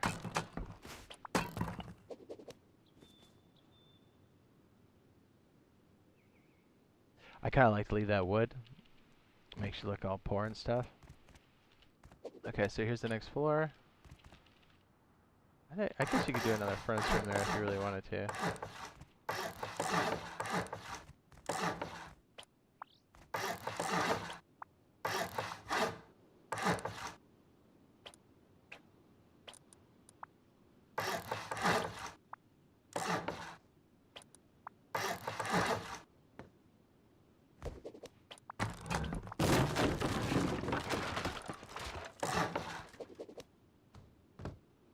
Wait, how did we do this one? I can't remember. I think it was just one. Hang on, I gotta go look. What's up? Platinum says.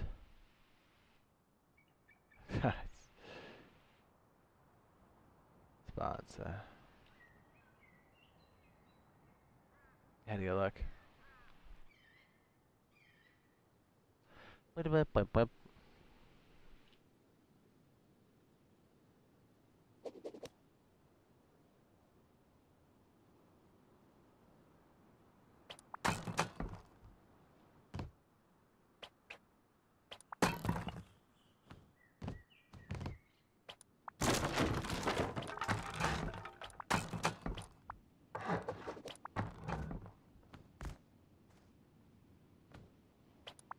And these turret pods in the back, you only really add these when you got the cheese for it. And we have enough hallway room that when electricity does come out, you can put all those components up in there. You can even slide it down to the main core if you really, really want to. This shelf right here is going to be a stone. The one next to it will be a wood. Again, these are loot rooms. You can make this another furnace room if you want to. Yeah, usually you need about 6 or 9 of these to really get going, although you're going to be ripping through wood. But that's okay. Oops, we want that facing the other way.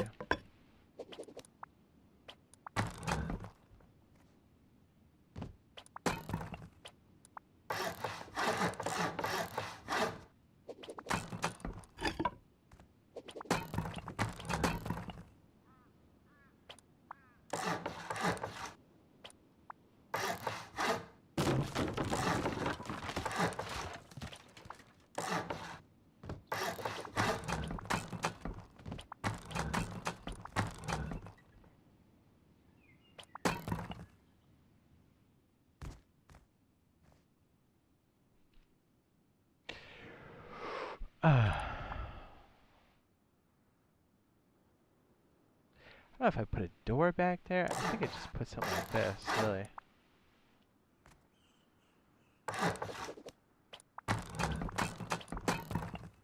And again, you only put this in when you've got the cheese for it, because this is really expensive. But, I mean, it is late game stuff, so if you're running cargo and whatnot, you'll have the ducats for this.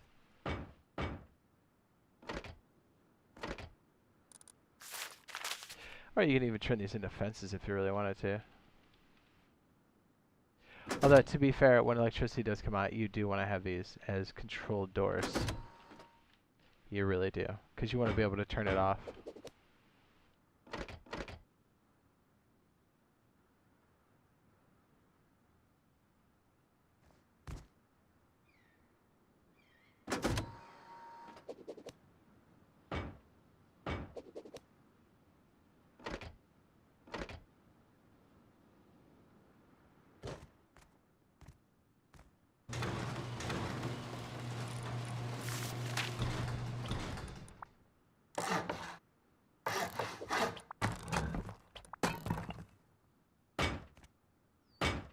Then if you're lucky enough to get the armored doors single, you can swap these for armored and then make the frames metal. You got room for batteries in the back. These are going to be loot rooms, like the floor just below it. A separator here if you've got the ducats. Probably keep that a frame, just like so. I'm not going to populate all this, because if we decide to do another streamlined version of the crowbar, or another take on the crowbar here, we'll try to explain it more, but you guys get that, like when you see the boxes like this, like these rooms are loot rooms, right? You can pack this any way you want.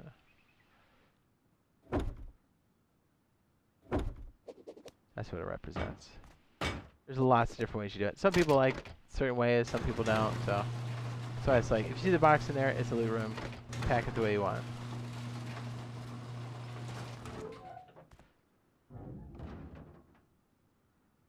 You've got windows for these. If you can't afford these, you don't have the blueprint, you can always use the wooden one. As annoying as that is, it still freaking works. And as you have the ducats, always kind of leave this. I guess you can fill that in if you wanted to. I like to leave that one twig. As you get the money, you're going to upgrade the bar. Actually, before we do that. Okay, good. We already did that.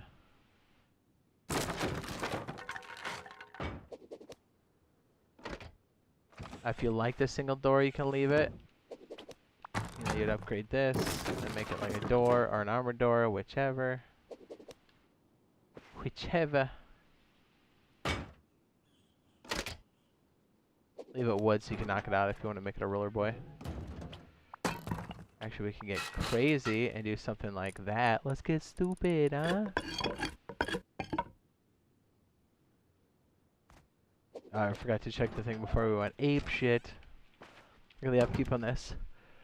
5 stone nodes. 2 metal nodes and a tree.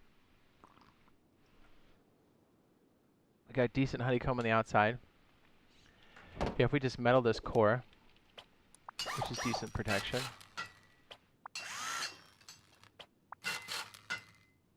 You know, especially since we have honeycomb outside. Oh my gosh, we're gonna make this roller boy because it's driving me nuts. We're gonna make that stone. I like to make those wood in the beginning because a lot of times you're just trying to get enough structure up to keep you protected.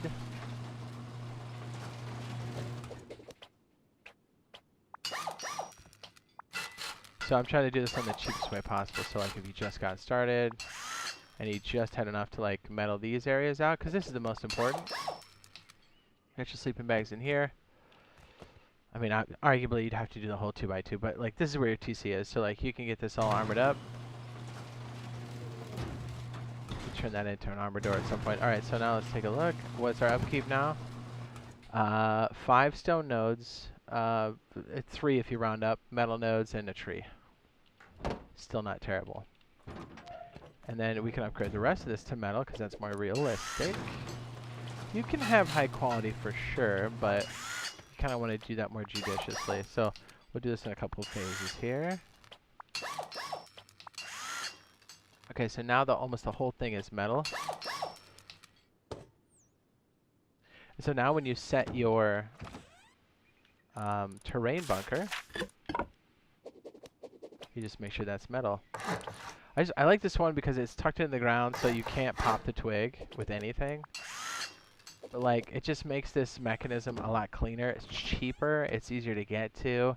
So now you have a completely, fully functional bunker, right? You've got your boyfriend's bags in here. That sounds bad. You know what I mean? It's not. You just got dude bags everywhere. You know, this is all decked out however you want. This is your TC room. Now look at the upkeep. Still reasonable. Then what you can do is, probably by at this point you have enough high quality, you can start to get stupid. You can make all of your floor tiles high quality, which are going to cost you 13, 13, 26, 40, 43? Just round it up to 50, right? Now all your floor tiles that are shared up here, if somebody breaks into any of these other layers, because they're not honeycombed, they're instantly met with a hard stop. If you really want to get stupid, you can come up in here and make this high quality as well. Just know that you'll be, the cost of this is going to be a lot every time you destroy it. But what's neat though is because you have this as a spawn room, you should be able to reach this back here if I knew how to jump. Upgrade this that way. And it's still fairly hidden. Well, kind of. We'd have to put something over here. And if you really wanted to, you can make all this metal too to really make it even more dirty. But for the most part, people aren't really going to know what's going on there. Hell, you can even leave these doors wood, dude. Got a couple furnaces in the back here, but they come up and hit this and they are hard stop. So this is like a cheap upgrade to really give you a lot of protection. The cheapest high grade protection I think you can get.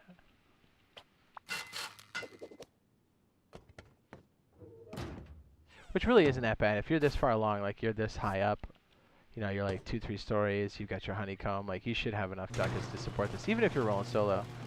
And so your upkeep now is what? 1700, so that's what, 12, 6, we'll call it 3, and then that's, well, that's really not that's not a stone node, or that's not a metal node, that's more like 7 raw nodes if you really wanted to break it down. A tree, and then 4 stone nodes. Reasonable. Right? And then if you can afford the other stuff, just drop it in.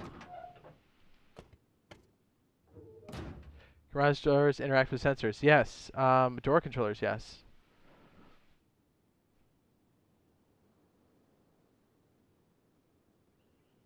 Good question. Good question.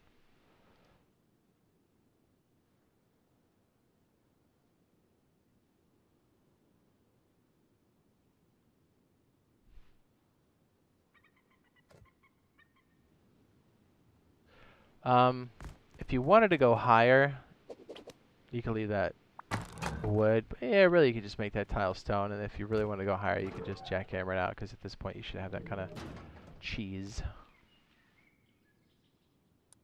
And if you wanted to, you could slap up your components and stuff down here.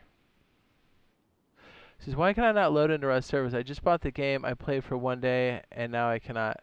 Did you update your game?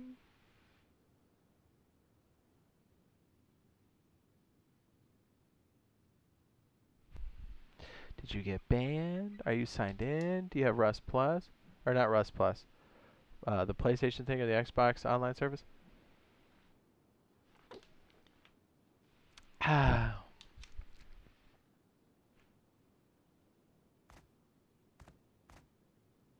Bam, dude. Alerted.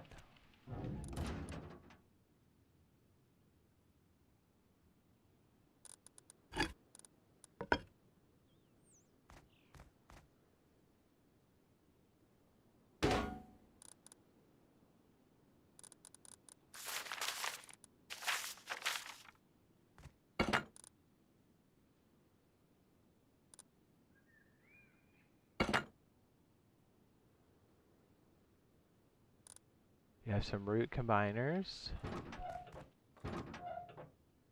You can already see, like, we don't have it fully wired up here, but you've got plenty of room to do what you need to do up here. These would be for the solar panels that sit on the rooftop. Right, because we're always trying to do it on the cheap. And really, this is so, like, I mean, it'd be expensive for a solo, but it's manageable for sure. You could definitely do this as a solo. And heck, it's even got decent sized modules. You could technically, you know, you know what? Let's go ahead and make this an access point so you have access to your roof.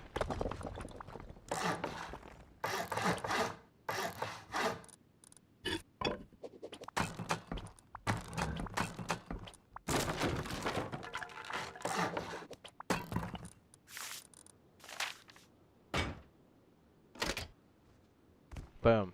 Pipe these into your root combiners. Sitting here, main power comes over to the battery, and you're charging. you can have your different controls. Heck, you could have a whole wall full of switches if you wanted to make sure that your turrets had individual control. Like this whole wall could just be that. We do have like 3 or 4. Is it? I think it's 3. And look at the coverage. Like, you're always going to have this base, the crowbar, facing the ocean. In most, well, not always, but in most cases. So all of your heat's going to come from the mainland. So when these are open, you've got really good coverage. Even on your blind spots, somebody tries to jump up here and get stupid. Yeah, get plowed. And if you're coming back from a run, and these are open, you could technically die here and no one's going to be able to loot you, really, because your turrets will cover you. That's 3 turrets. That's manageable, you know? Yeah, Aiden, either you're banned or you don't have access to the online service. Yeah, re-download the game. Yeah, try that again. Verify the download. All that kind of stuff. Tenchi says, do you use windmills or solar panels? I mostly stay solar panels, and then if we have power needs really above 6 turrets, then we start thinking about windmills. That's how I typically do it.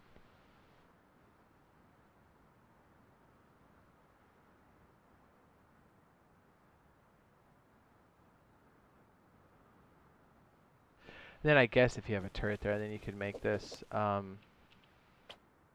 stone. I kind of like leaving these wood, dude. If you got roller boys sitting here, they just don't know what's going on.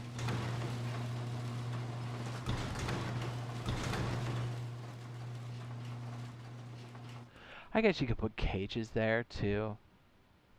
The roller boys are nice, though. Expensive, but nice.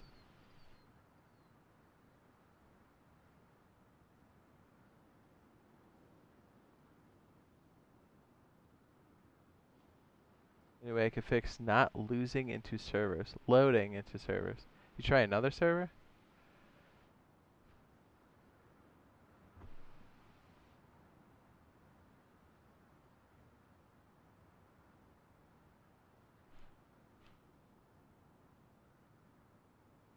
So what's nice about this base is not only the cheapness and the modularity, it's a straight up bunker, but like you've got, look at this, you come in, you can dump some stuff. You got some extra stuff here. You still have coverage if your bunker's open, but more importantly, you've got places to dump stuff. You can even have like 3 furnaces running here if you wanted to. I mean, it fits the 9 then, doesn't it?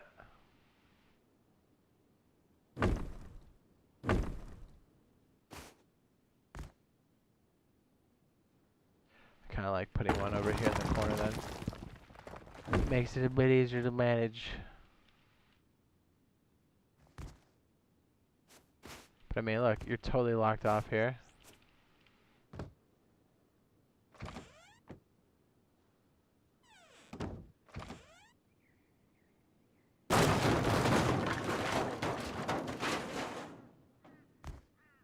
Boom.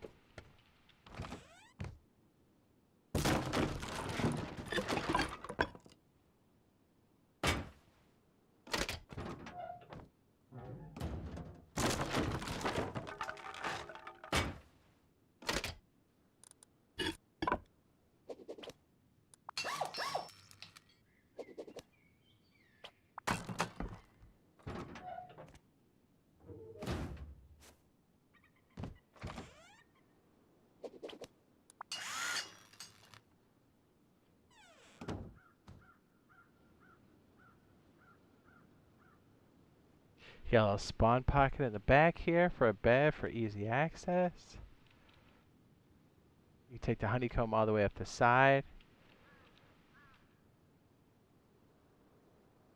It's compact enough. If you got a big enough group, you could run like 2 or 3 of these bad boys.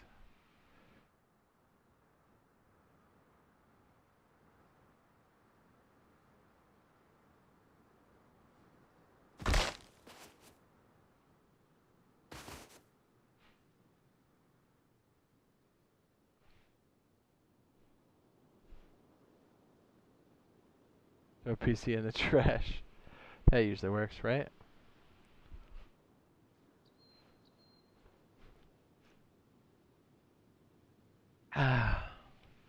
I love it. So even though we may not have the electricity right away, you can still run this easy. It's got room for the electricity. You got a wall here and part of the wall here.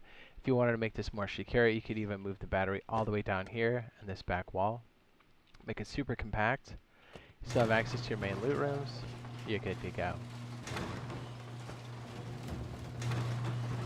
Look at the overall cost. We did a lot of upgrades. Look at that. Say 2, 12, 18. So you're looking at 4. And technically 5 metals. 19 high quality. A tree and 5 stone nodes. Manageable.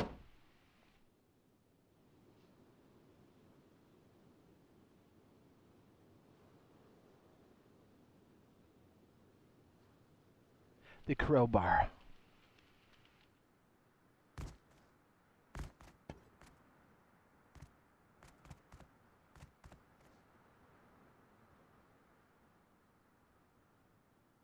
Swoop de whoop doop. Doopity doop.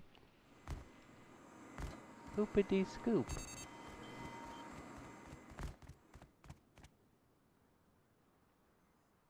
Says, do I need other Rust application installed as well, or says they're just a normal Rust application? Are you on Xbox, PlayStation, or on a PC?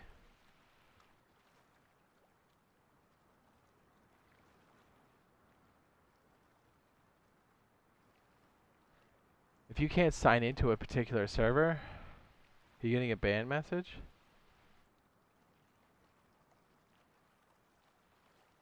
I got banned off that server, dog. No scripts, hacks of any kind. Oh, you're on PC. Yeah, bro, you probably got fucking banned, homie. You run scripts, dog? And I mean any scripts? They may say they're legit, but guess what? Yeah, vac ban? I bet you got banned off that server, dog. Betcha. Be right back. Burb.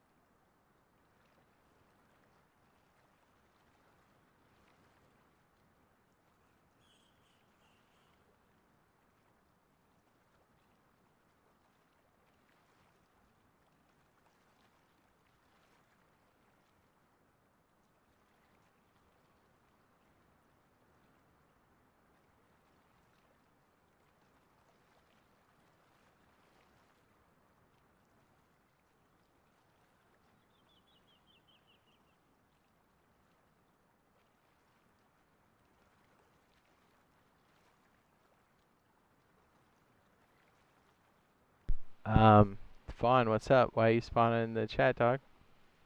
Spam in the chat. Get up and air out my taint.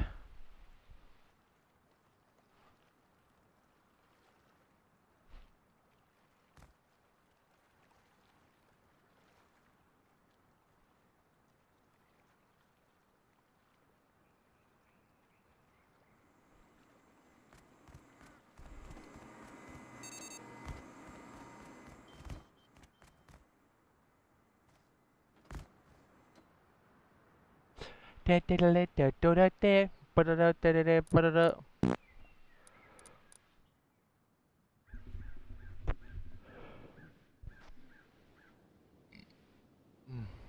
a Windows 10, you don't know if that's messing it up. Either you have hacks on your system or you have a virus on your system, but it sounds more like you violated either the server rules or you hacked or used a script, Aiden.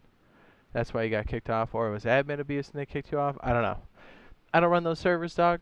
You're going to have to find out what the server rules are via the website and see what happened.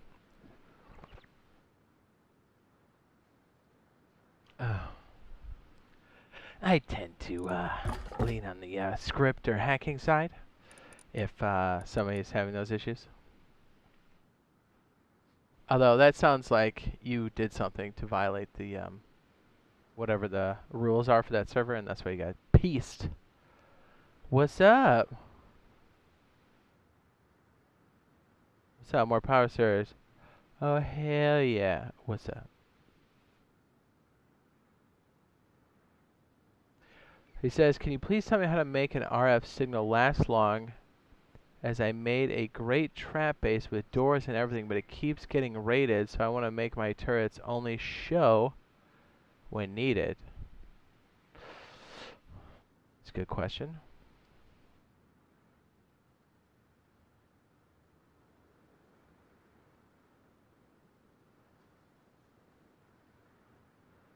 You mean you want the doors to open when you want it to? Mr. Man. Teabag, teabag.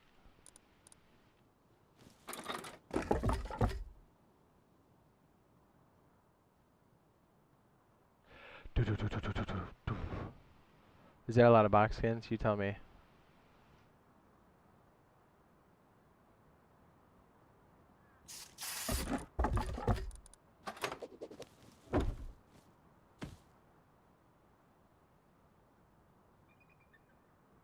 Yeah, got you.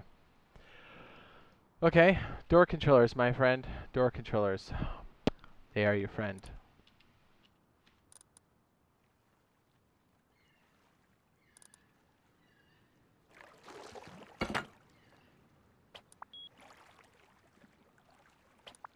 Alright, when a door controller is placed and then set,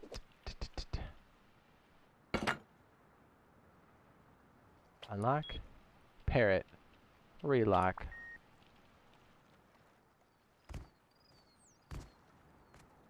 Alright, so the simplest thing that you can do. So right now the switch here, get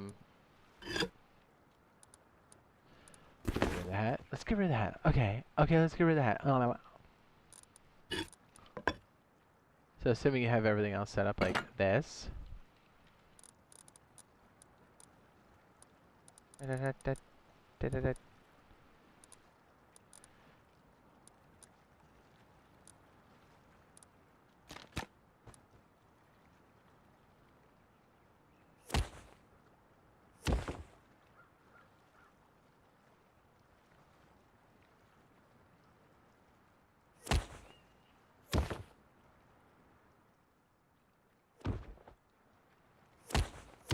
So what I'm doing is, when this gets turned on, I'm having these door controllers also take power when the turret's being turned on, so like they turn on at the same time. Doesn't take a lot of power, so I put like 3 units of power over to the door controllers, and then the rest is going to go to the turret downstairs.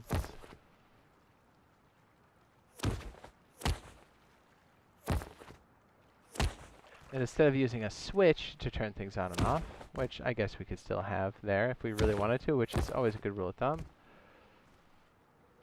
What we can do here, we can move the switch down a little bit. Yes. I really hates it. That low to the... Wow, it really does. I always like a switch for the turrets.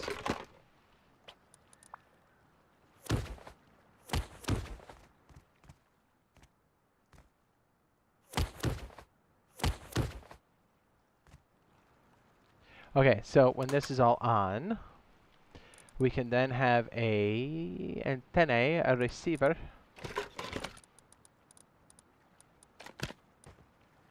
This acts as a switch.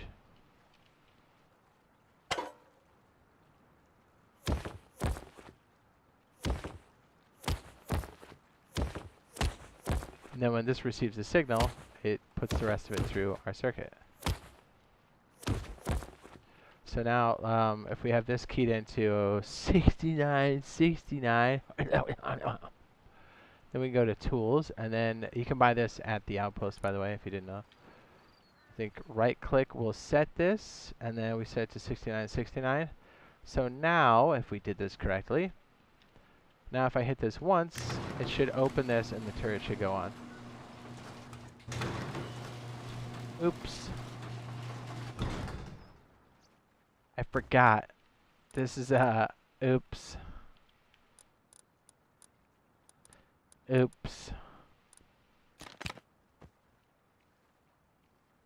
You'd have to, okay, so you could hold the button, which will keep it going the whole time. And then when you let go, it stops.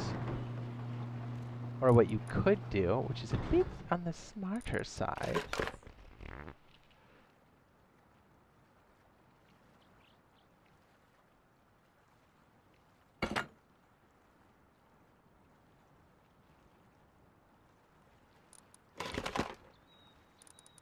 Just getting a little diluted, eh?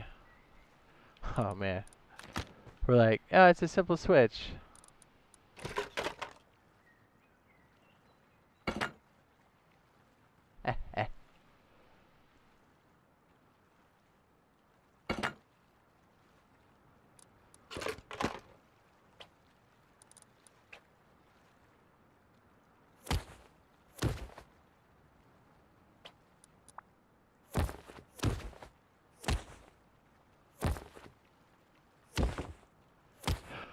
Alright, so we have it going to the electrical branch. And the electrical branch...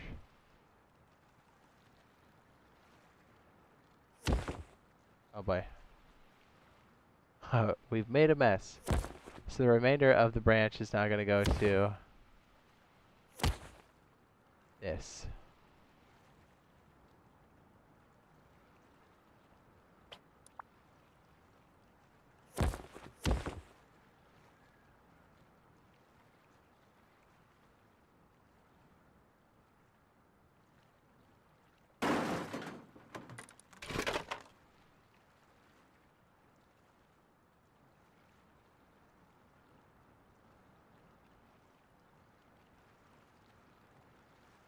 What's that? Nubby Game says, I'm guessing this isn't like talk to your chat stream per se. This is like last time. It is. We're actually going through an example.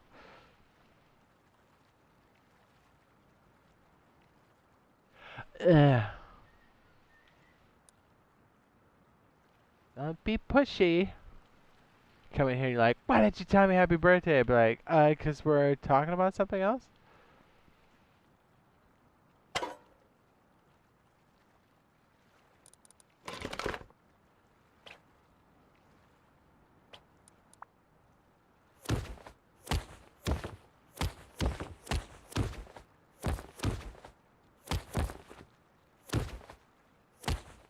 Okay, so it's a little weird, and I could probably set this up a little better, but what's happening now is we're sending the signal through a memory unit, and the wiring looks like absolute spaghetti trash, but that's fine. That's terrible. Alright, so what's happening here is the memory module switch component, geez, is now being toggled by this. Not enough power. Now we do.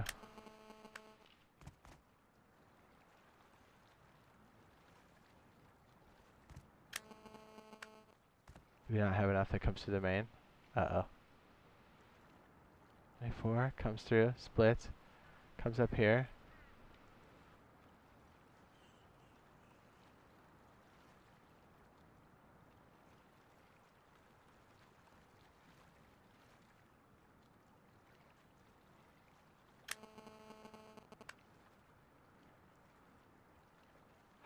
Oh, it's because I picked it up. Duh. This should work on 2 then. There we go. So instead of having it, yes, the last one was cool. All you had to do was hold on to it, and then it did it. But like when you have it like this, and it goes into the toggle side, because remember, you have 3 sets here. You have set, reset, and toggle. If your antenna piece goes up into the toggle section, literally anytime you get a signal, long or short, it's going to turn it on, then off, like a light switch. On, off. That's the toggle switch. So it doesn't matter how much you press the light switch up, it's already on. But you could do it the other way, where you don't have all this complexity and you can just hold the button down. If it's a trap base, I probably would go the simple route and just sit here and like a goblin and just hold it down and be like, yeah.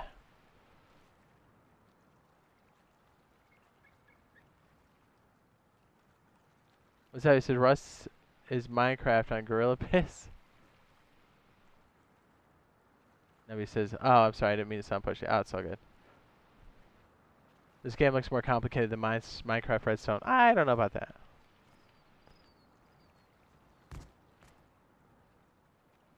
We'll have a specific build like that. I'm sorry, that one was kind of quick and dirty.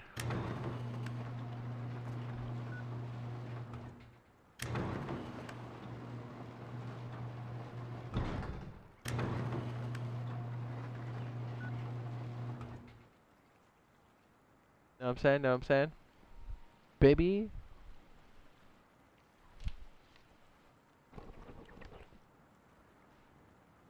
What did we miss? What's up, Odin?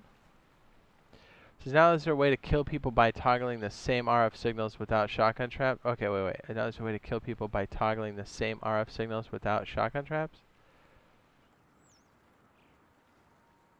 Are we talking about...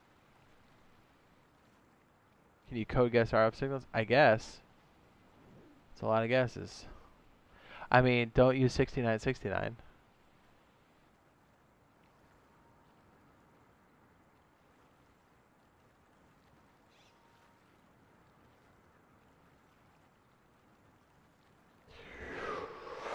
Yeah.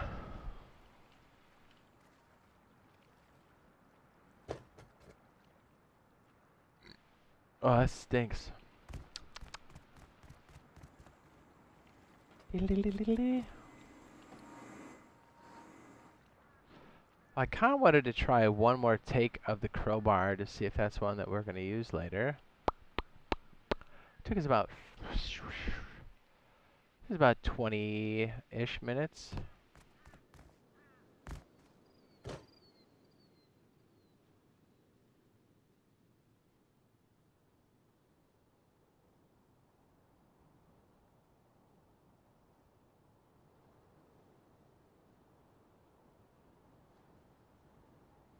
There's a way to kill people by toggling the same RF signals without trap. I mean, how would you kill them? You could trap them.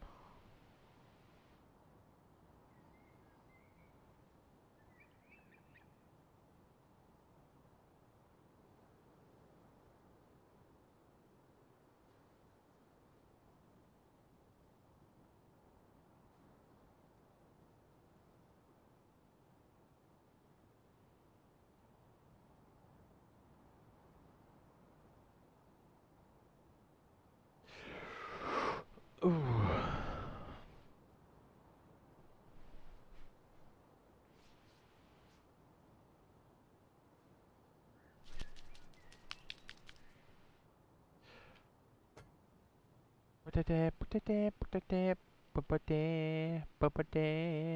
Mo say mo yay.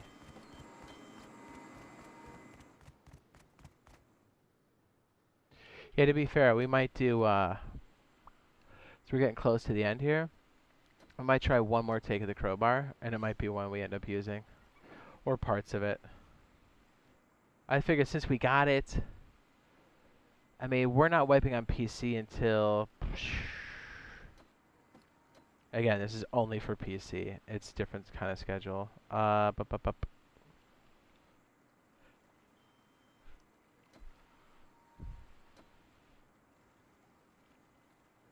Is it the 1st of December? It is.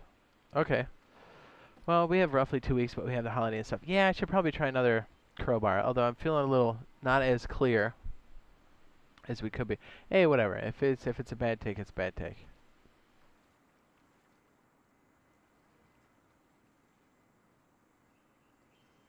This says Jade. What are your plans after wipe? What do you mean? Like, we'd like to get in there and play it. Just because my internet was dog shit last time, I didn't really have a chance to jump in. I was like ready to go, and my internet was like, "Hey, I suck." And by the time it came out, we were already like kind of through it. And then Ray's just like, "Hey, you want to try some New World?" And I'm like, "Okay." Fuck up my life, please.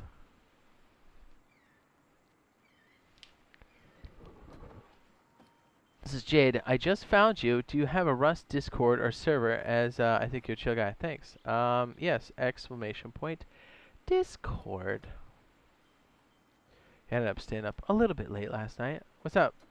It says, okay, here's a question. Can you use antenna to shut garage doors and then hit the button again to turn on the turrets to defend the inside of your base? Yes. You'd have to have 2 buttons, but you can kind of do what we did with the last one where they do them both. It's a good question. Got a lot of caffeine. Know what I mean? I'm gonna stretch my taint. Then I think we'll try another take on that if you guys can stomach it. I'll try. I think we got it streamlined enough where we can kind of get through it quick. Because if I can, I'd like to get the crowbar out there so you guys can use it. I know we have some people that are like groups 2 and above. The wedge is nice though, not gonna lie. I'm a fan. Let's see. Okay, let's check the poll real quick. If you guys haven't voted, let's go ahead and throw it in there. We need that data. Okay, 80 people have voted. I asked the question, when you use turrets, how many do you typically deploy in a wipe? 15% said 1, 20% said 2 to 3, 22% said 4 to 6, and 43% said 6 or more. So, yeah, you're going to have to get into more advanced electronics or have somebody on your team that's an electrician, because if you don't, 4 to 6 will not be feasible. Custom servers when? Not soon enough. No official word yet. So I'm so excited for this power surge update I can make trap bases. Oh yes. Alright, let me just stretch my legs real quick and we'll try another take.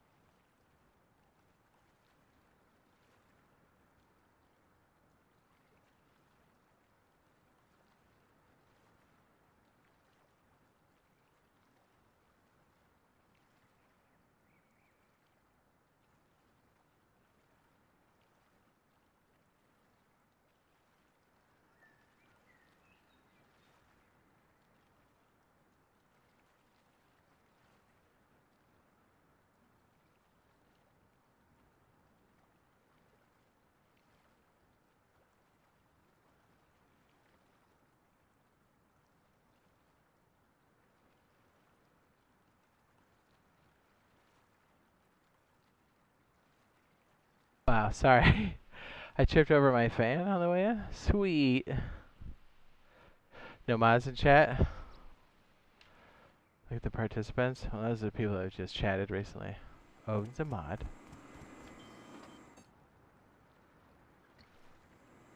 There's an automated mod.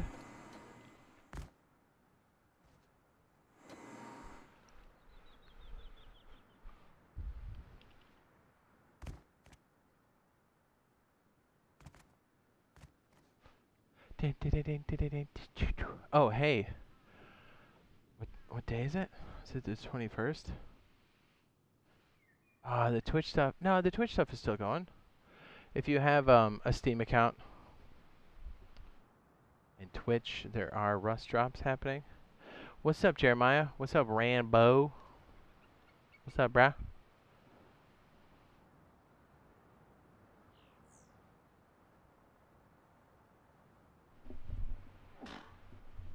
Oh, did you hear that?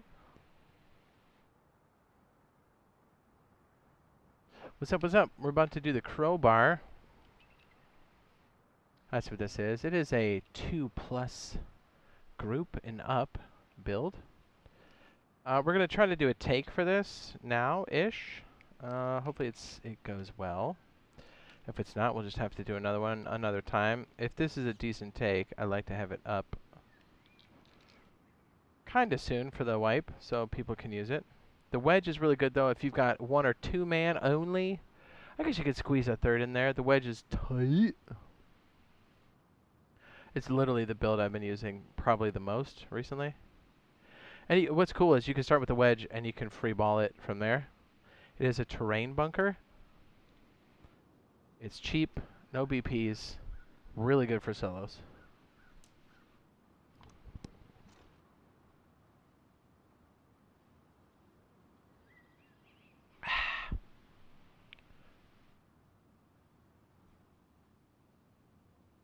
This one is a variation off of that. That is a 2x2 that's made for larger groups. But this actually, we've added some pretty decent stuff.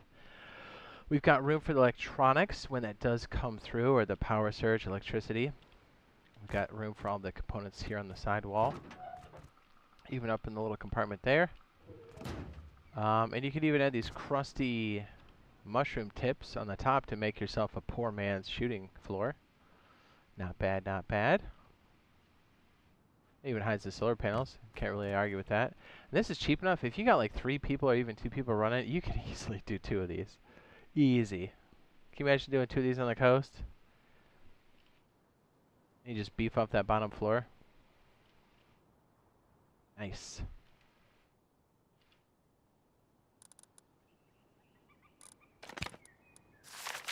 Okay, do we have everything we need? We got the doors, the walls, sleeping bags, the locker.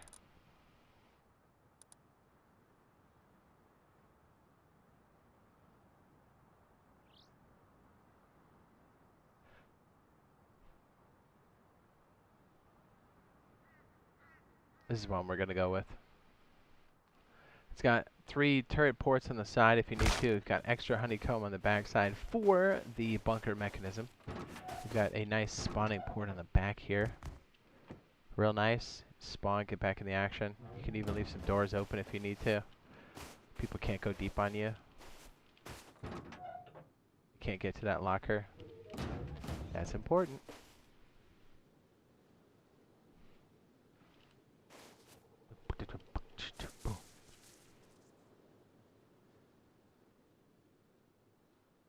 Trying to think how we're going to start this.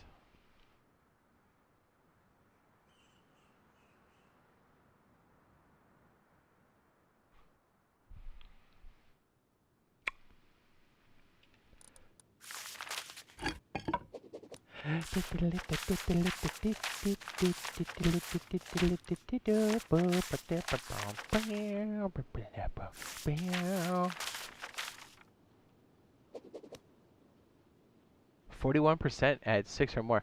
Yeah, so you guys are definitely going to have to embrace electricity. I mean, you will either way, but like 6+, that's a lot to manage with the new power stuff. Let's see if I missed anything else here. This is last Thursday of every month. I was taking a bathroom break. You guys have had really great questions again.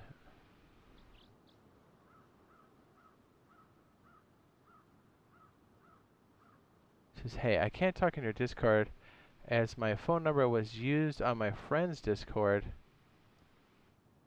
When I don't have it, what should I do?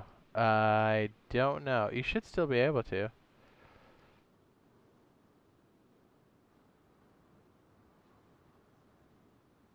Yeah, console or PC right now. PC, because we have access to power surge over here. Or electricity. It is technically electricity, no, isn't it? I'm so used to calling it power surge because we've been over in the console world for so long now.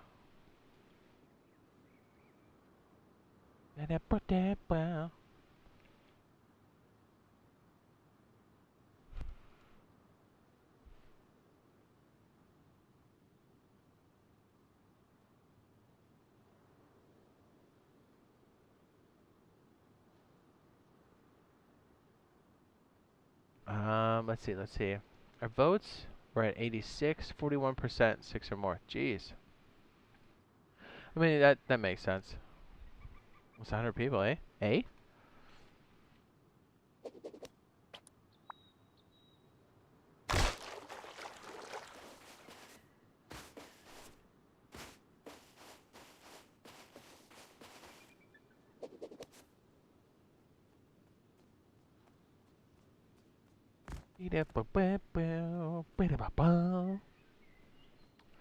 Just sorting through my thoughts for this. We'll get this down. It's already 3 hours in. Dang. I know. I think I'm sweating the take because we're live. You know what I mean? This is how the sausage is made.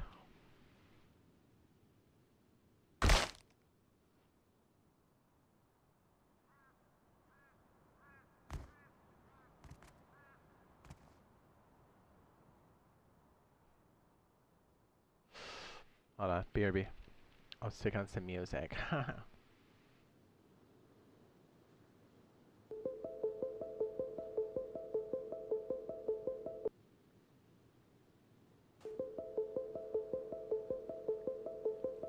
BRB, sorry.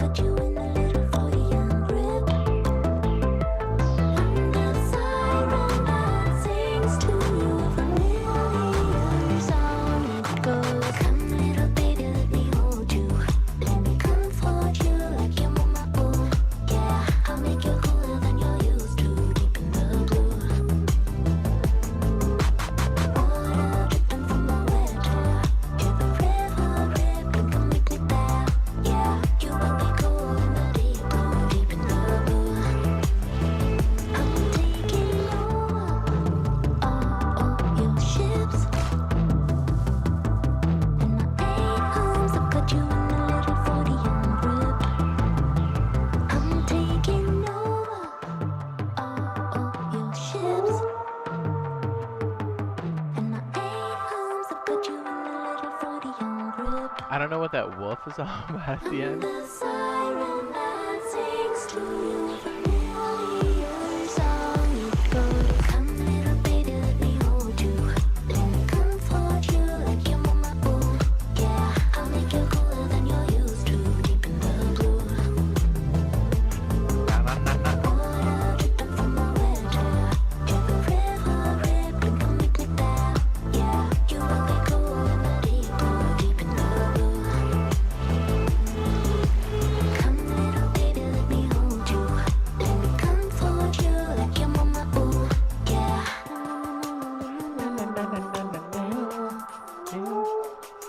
What is with that?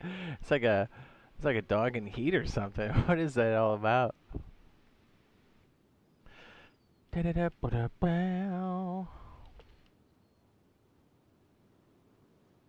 Okay. Whoops.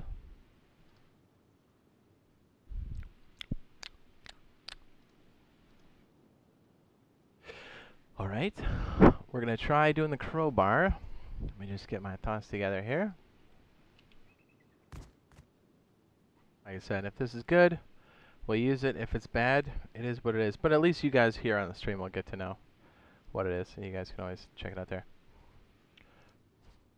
Says you should play some Christmas jazz, because who doesn't like Christmas jazz?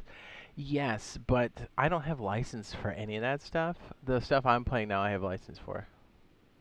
Yes, it's a very fine line. Aunt Susan will come for me. I already make lots of swears. She doesn't like me very much. Diddly-lip.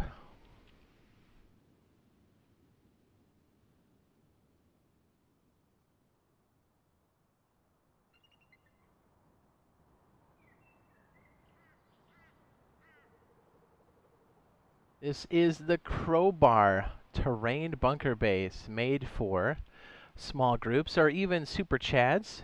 This base is low maintenance. This can be done in sections. It's got many features: an outside spawn area, some turret ports to keep things at bay for you, different areas to schmelt your stuff, but more importantly, it's dirt cheap and you can get started in the first 20 minutes of the wipe. The crowbar is based off of the wedge bunker base. Again, it's another terrain bunker base, but it's one I've been using quite a bit, so this is the larger group. I should say small group too. I will say like 2 to 4 comfortably can fit in here. And you can definitely spice this up. You can add on to different pieces, but it's dirt cheap. So let's go ahead and get in there and look at what the upkeep is. And this is with some significant upgrades with armored ceilings and then metal core. And again, these loot rooms here, as we go through and show this build, just know that most loot rooms will be like 4 crates or whatever, 4 large boxes. You can set them up any way you want to, so it saves on time. Okay, so the upkeep here is 1,812 metal fragments, 19 high quality metal, 334 wood, 4,146 stones. We're looking at 5 stone nodes, 1 tree, a handful of recycling, but really 7 metal nodes for the high quality. And then we're looking at, what is that, 4, 12, 16, 4 metal nodes. And we got it. So what's really great about this is when you start building it, you can do it for the cheap on cheap. And let me just show you the bunker mechanism here real fast. Sorry, I was just like zooming through the... Here's the core. Then as you walk out, this is where the bunker would be here. And then we have these nice wooden doors here that kind of, I call it urban camo. It makes it look like you're just not worth raiding. Obviously we have all the bay doors open for the turrets, and that's late game, but here's the mechanism for it. It is a terrain bunker, and it's cheap on cheap. We have the roof triangle, and yes, this does work on console. Specifically, we've been using this on console. Boom. So now with this completely shut, you have to basically just break this wall. Not basically, you do. So even if this door is open, or if you jackhammer this, whatever, it's completely solid. So let's get into the build. We're going to try to keep this in a good time frame here. And really, this is probably the hardest part, is finding the terrain that works. So this is the order I like to do it. I would get roughly 5,000 stone, 3,000-ish wood, and kind of start like this. I like to stick the frame down first and make sure that these mechanisms work before you commit any more resources to it. The best places to do this are on the shoreline because you have nice gradual terrain. But you can do this really anywhere. You just need to make sure that this stipulation is met. So the first triangle, okay, so the front of our base is going to be towards the shoreline here, so west. And then the back of our base will be east, facing the water itself. That's just going to be our reference point. Okay, so you want the flat side facing towards the shoreline, and you want the main part of the platform is completely submerged under the terrain, and almost these jagged pole pieces that come out from the triangle to be just protruding a little bit, and that should be enough. Now you want to place one triangle here, as that's going to be the honeycomb. This will be your entryway, and this will be part of the this will be part of the bunker mechanism, and this is why we do this. So for whatever reason, this is being blocked. So we can use a spear to pike that down, and then try again. Usually I try to get this lined up, and then I sink it down on the ground. It's much easier for us on console. Oh, we had a little bit peeking up there. Because we can use up and down. We have that granularity. No blues peeking up on the support piece. There we go. Bunker part. There you go. And this is for the honeycomb. So let's go ahead and just put up a couple pieces of twig here so we kind of know what this looks like. This is going to be the mechanism here. Main entrance. This is more for you guys so you can see what's going on. And what you want to test here is you want to take your roof triangle piece, and this is really just the hardest part of the whole thing. You just need to test this. Place that there, and then come over here, and then crouch in the back of this area, and make sure it connects. And because your foundations are sunken into the terrain just a little bit, you can leave this area twig, which is the part that breaks the bunker, or opens it, and people cannot splash damage because it's under the map. So thus a terrain bunker. So once you can verify that that does work, now you can start building or committing to the actual build. So you place a square here, and then this is where your tool cupboard's going to be. And really, this is the part that's the most important. So if you have a lot of people attacking you, this is probably the one you want to get up. Not probably, it is the spot you want to get up the fastest. So right here, I put up walls here, and then do a wooden door frame here. Quickly make that stone, and I immediately go to put the door down, so if somebody kills you, at least you've got the door committed to you. Even if you're playing with a group, I strongly suggest using wooden code locks to start. It's cheap. You're not going to have any metal fragments to start. I like to keep this wood because we can pick it out later and upgrade it, although if you made this stone, you can always pike it on the soft side out.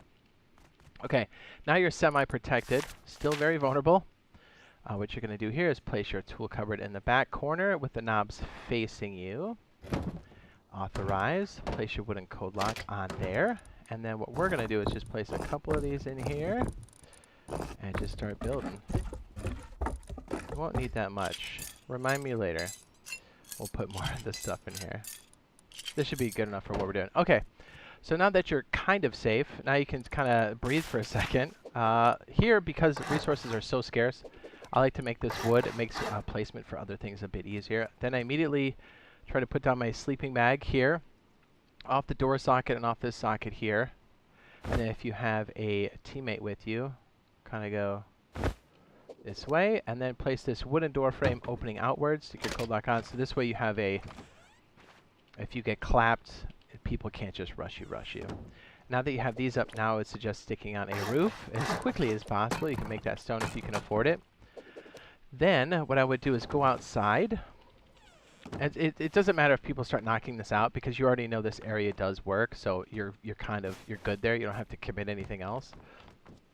Go out here, place your triangle piece down. And this is just to make your shelving units on the interior. And yes, this is very much like the wedge, but with some twist to it. But it's the same idea. It's that terrain bunker. And already just with this, I mean, let's say you've got a team coming in, but you start off by yourself. This is excellent as a solo. And then you can upgrade this as you go or as you have the money for it, and it just makes it so much easier to manage. If you're rich enough to have a large box, you can throw it in the back, or you can stick small boxes. Again, I'm going to leave a lot of these loot rooms open to have you dress those the way you see fit. A lot of people are preference-based in that, and that's totally okay. I like to take my first furnace and jam it in the back corner. Let's be honest, you don't want to be signing out with any wooden doors. Someone's going to break that. So right there, you've got enough to start cooking. You've got enough storage. You've got your sleeping bags down for people that are online. And now as you start to get more materials, you can start fleshing out the rest of this 2x2 core. Let me go ahead and pull back so you guys can see this. I don't think I did this initially. Again, off to my left is the shoreline, and to the right is the water.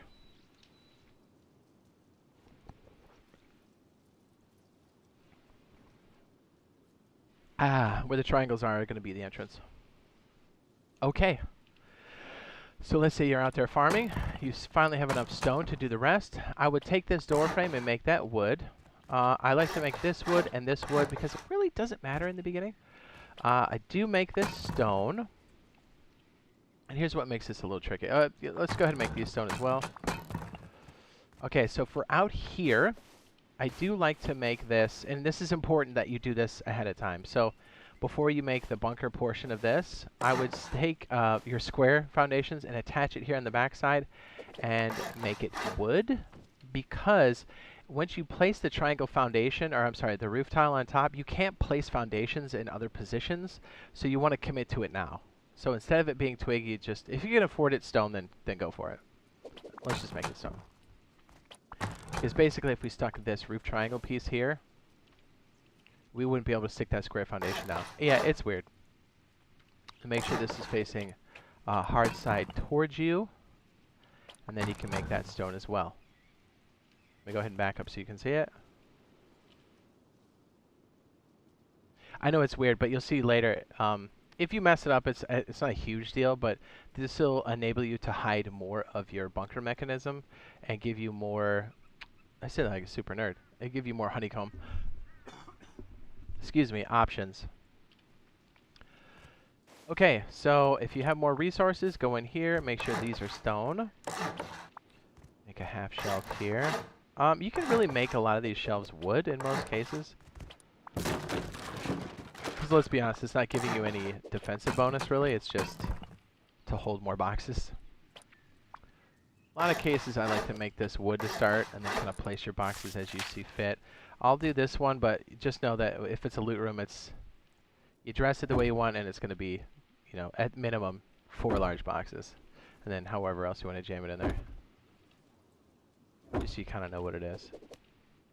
Oh, by the way, if you've got your teammates on, you probably have enough for one, I was going to say tool cupboard. For your first workbench, you want to jam it back here. You can add more furnaces back here or even more sleeping bags. Usually you can fit 3 in here pretty comfortably with the furnace in the back corner. Just want to put that down before I forgot. Oh yes, kind of all over the place. So this door is going to open into the cavity. This is going to open towards you and then lock it. Okay, so if you do have teammates on and you need these doors to be accessible, your first metal fragments should be dedicated to code locks, and the code locks that can bring them into the airlock to make them safe so they can keep dropping off farm. They don't necessarily need access to the tool cupboard initially, just because they're going to farm, drop off, and then go back out. So you want to make it as easy as possible. So as you get your first code locks, if you have teammates on, you're going to start swapping out this one, and then they have access to this room, and then you start to work your way backwards. As you get more resources, you're going to swap out these doors for metal ones, and when you do not forget to upgrade the door frame to stone. Okay, here's another important piece of this I kind of forgot. So to put a lid on top of this, because now you have a ramp, people can camp and hit your head.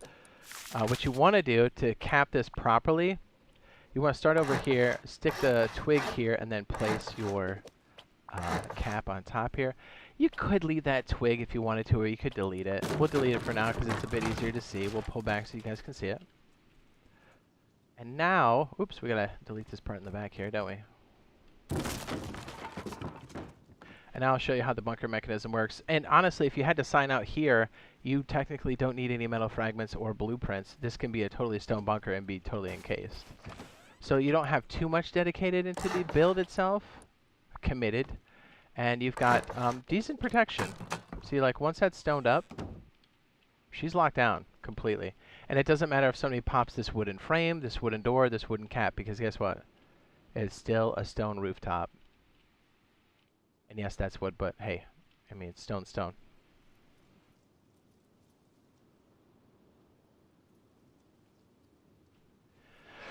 Okay, on to the next phase. Once things are cooking here, if you have more teammates on, you're going to place more sleeping bags. You're going to keep cooking that stuff. Always make sure that stays twig. That way your bunker opens. Now what you're going to work on is your first entryway / processing area. So if you have enough room, hopefully we did this correctly. Place it. Okay, so once you place your twig there, you should be able to place your raised foundation here. We're going to place another triangle piece here. I delete this. Again, this is where your bunker entrance is. Stone, stone. Then you're going to make stone walls back here, and then a stone frame here. And stone these up. We'll pull back so you guys can see it. This is going to be a drop-off area, and it encases the whole bunker mechanism. It just makes things a bit safer.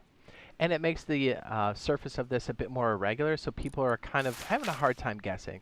Hopefully at this point you have enough for your first metal door. Have that open into the cavite. And this is going to be your single pass through here. So again, I love to dress these up as like super, super low tier. So you can really honestly make these doorways wood. If you don't like it, you want to upgrade it later, you can. Or if you need something more robust, you can always knock it out on the soft side because it's wood. Really, you just need an airlock that's going to stop people from going deep on you.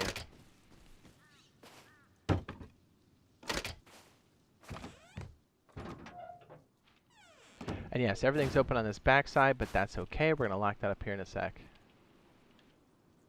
Pull way back so you can see it. Okay. So in here, you can start to add more furnaces once this is all enclosed. I like to make this stone, and if you want to change this later, you can always soft side pick that out.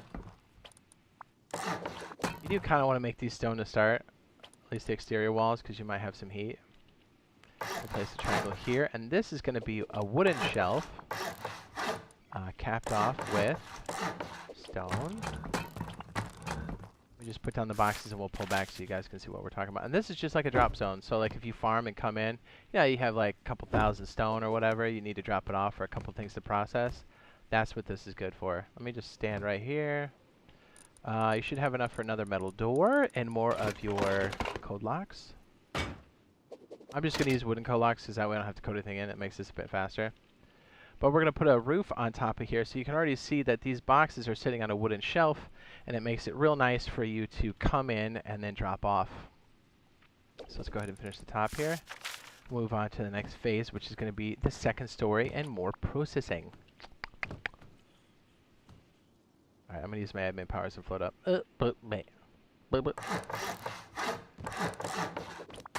And make it stone. That can stay wood if you want it to. And then what's nice is you've got metal doors and airlocks all the way in, although not up here yet. So let's make this wood and then another wooden door. A lot of times as you're replacing these wooden doors with metal ones, you can keep them and then kind of slide them up different in your build. In this case, now that we have a door there, it makes this jump a bit more difficult. So you can place a, I was going to say stone, a twig ledge here. And you can already see, like, this is where you're going to place some of your furnaces. You can fit 3 back here. Wedge one in the corner, 1 back here, and then if you stand here, you can kind of put 1 right there. And hopefully it doesn't obstruct this doorway, because you need people to be able to, yeah, we might be able to move that down a little bit. And you don't want people to get stuck either, so. And you have to make sure the all-important bunker can still be placed. And what also makes this great is, not only is it low cost, but the danger of you locking yourself in is a lot lower. Because when it's open, you know? You don't have to worry about accidentally upgrading something. That's nice. Oh my goodness, maybe we gotta push that one back. Okay, so you can already see you've got airlocks in the interior, a place to kind of drop off. If this is super annoying, you can always erase that, so then it's not a big deal. Okay, so now we're looking at the outside of the base here. Whoops. We're going to add the second floor and some honeycomb.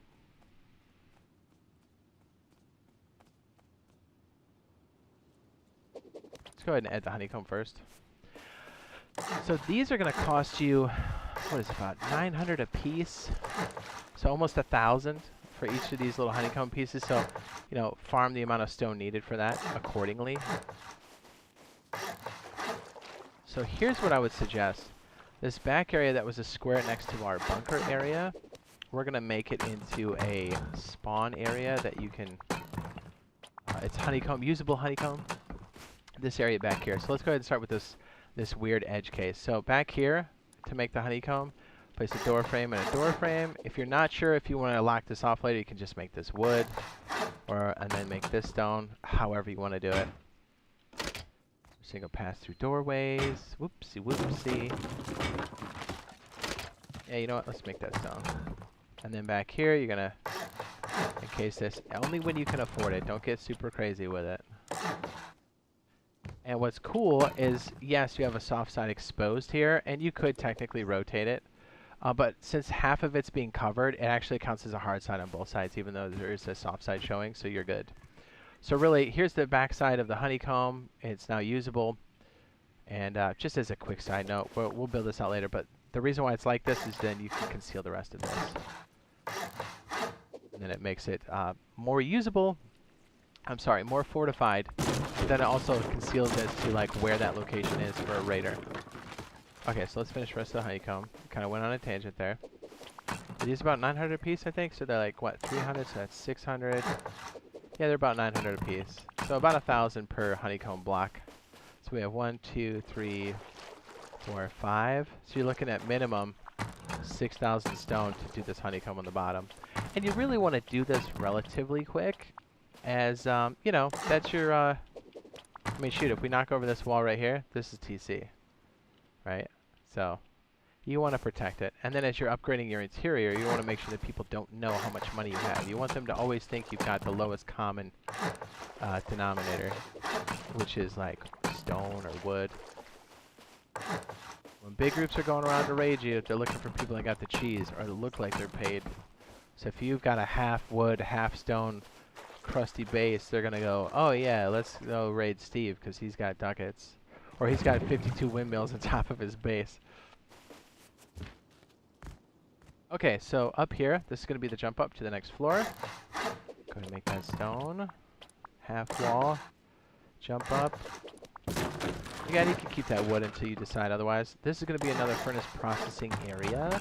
You can jam more furnaces back here in the corner. Again, 6 is about minimum with a lot of wood burning. You're going to have a lot of charcoal too. 9, really. But you're going to have a pretty high consumption of wood, so you need to make sure you're either converting it at the outpost, stone to wood, or you've got a chainsaw and a decent area to farm. Pretty much all the time. Yeah. These are going to be your loot rooms here on the side. In this case, I'm going to make that shelf stone in case somebody does a top down. And this is also why this is hard side facing out, because again, right below here is tool cupboard. You want to make sure that's protected. This one can be a wooden shelf. You already have wood on the base anyway, so you might as well use up more of that slot in your TC. It's not going to stop a lot of raids like that, so you might as well just make it cheaper.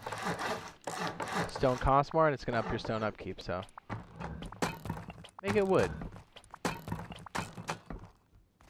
Okay, these are loot rooms here. I'm just going to place a box or 2 on the bottom so you guys get the right idea, right? Right. Again, there'll be 4 of them in here at minimum. You can dress this any way you see fit. Always try to jam and use as much as you can. Always. I'm going to go ahead and start using garage doors in certain areas so we don't have to go back and upgrade it later. But you can definitely use swing doors. I mean, you're not going to have the money right away for sure. Soft side facing you here, and if you have this particular blueprint, by all means, but if you don't, you can even stick the wooden grates in there because it just slows them down when they're raiding, because this becomes usable honeycomb. Whoops, didn't mean to fly out there. My bad. My bad. Let me just fly back down here. There we go.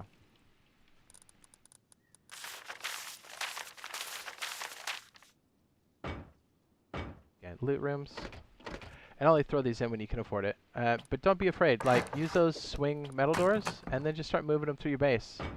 You know, as you upgrade one area. Obviously, downstairs is going to be the most important. And then you want to kind of upgrade these as you've got the money for it. Under the shelf here is a great place for shotgun traps. Because it's a blind shotgun trap, you come down on it. And if that's the case, then make the shelf stone. So people can't burn it out. And here, if you do have a roller boy, you want to stick it there for sure.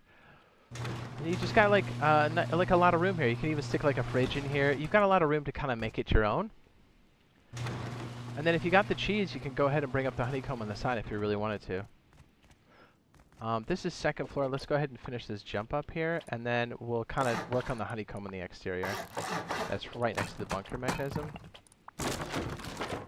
Halvesies, wood. And we'll make this wood because we're going to go up one more floor later, so. It's not too bad. We'll actually just look at the upkeep here in a sec. Swing door here. Got nice roof access, and hopefully it blocks off this jump up. So technically someone in the ground here can still jump up and like work their way around and kind of get to you, but not bad. Not bad. All right, let's go check the upkeep real fast. So we have roller boys on this.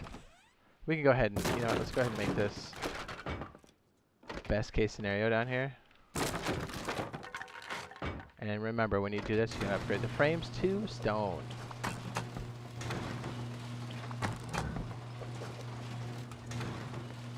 Okay, so upkeep right now, and very reasonable. And again, you could do this as a solo easy. You got 3,314 cents, 4 stone nodes, 1 tree, 549 wood, and not even a complete metal node. It's 434 metal fragments. Doable. Doable. So really, if you had the metal fragments and you're going at a good rate, you can start to metal your inner core, at least your ceiling tiles first. So, you know, something to think about. All right, so we're going to conceal the rest of this bunker space, and then we'll do one more floor. Hopefully we're going along at a good clip here. Okay, so right here, just to kind of conceal it, you could take a raised foundation here, and then a half wall, hard side facing you, and then cap it like so. And this just keeps it nice and concealed. You can add even more there to kind of block it off if you wanted to, but we're keeping it on the cheap. Once you do have a bed, you can place one back here, or even a locker, but I know those are BPs, so those come later. You can really just stick another sleeping bag here. Just name it like outside spawn or honeycomb spawn, whatever you want to call it, but something descriptive so you know what it is. So when you're under fire, you know what's going on. And again, if you're going to upgrade your bunker mechanism and your wall, you can do it from the inside here. In this case, we can flip it back, which is nice because you can actually rotate stuff when you're when it's upgraded. Let's go ahead and upgrade the rest in here.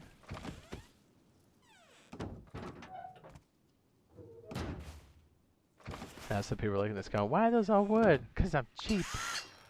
We can upgrade that to metal, and so if we were to lock ourselves in the bunker one more time, now it's going to be twig, and then roof triangle. Back up into the corner, and make this metal. Boom.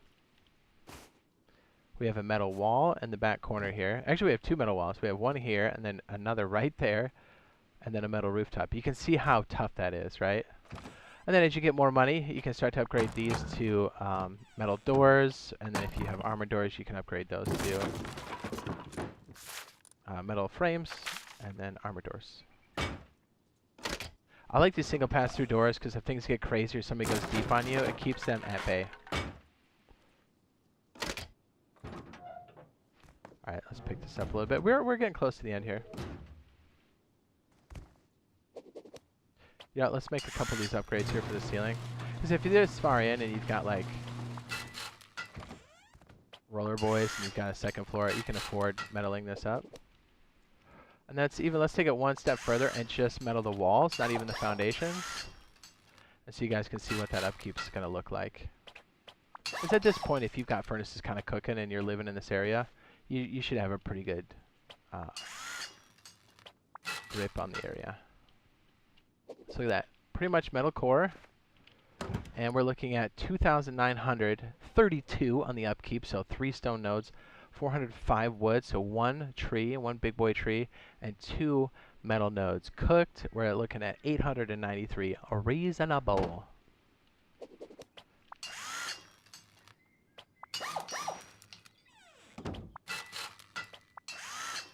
Kind of doing it in chunks that you would do realistically. And you can see, man, like, look at this. If you're solo, you're probably like, this ain't too bad. I know.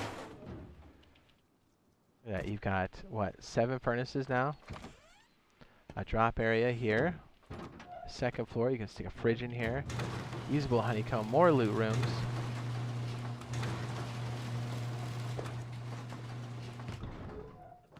Okay, let's work on the next floor here. Should we pull back so you guys can see it? And this will be interesting because not only will it be another loot room floor, but we can start to add our roof access to the top, our poor man's shoot downs, and then our turret access. And it will be ready for electricity, when it gets added into the game. So right here is going to be your corridor for that. So go ahead and make all this stone. I'm going to go up here and make that a metal door. And again, as you're upgrading that stuff downstairs, you can always slide it up here.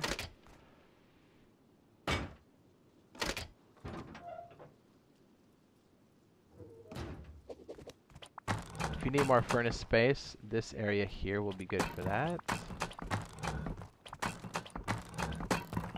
This space right there. Let me pull back so you guys can see it. And I'm going to sneak and take a drink of water.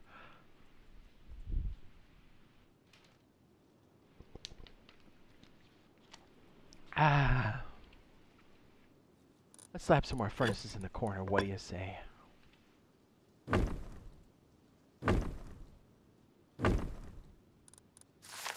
Hopefully I have enough to actually place this here. Oh, thank goodness.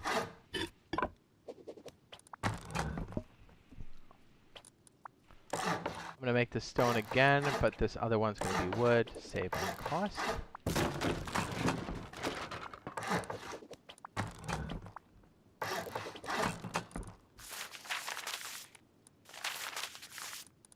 Wait, there we go. Here, we'll put one box in so you know.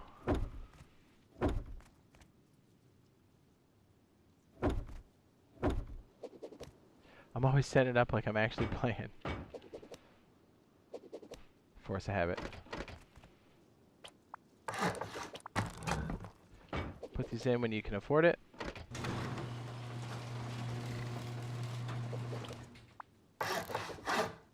We'll have a more in-depth piece on this when you actually have all the electronics in the game. But for now, we'll kind of just keep it to kind of give you a rough idea of where these things could go. So you have some pieces here, switches and whatnot, and then, yeah, and you can even move this all the way downstairs into the main core and throw it on the back wall, because, you know, protecting your battery is going to be a thing, but we'll get more into depth. This is just kind of showing you a placeholder. So now that those are done, we can stick the caps on, make our door for roof access, and then we'll add our turret ports on the side, and we're getting real close to finishing. Alright, so if here you're going to go do the jump up, you're going to make this a roller boy.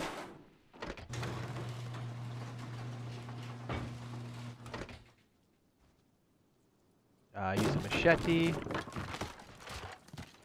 a hatchet, those will all work.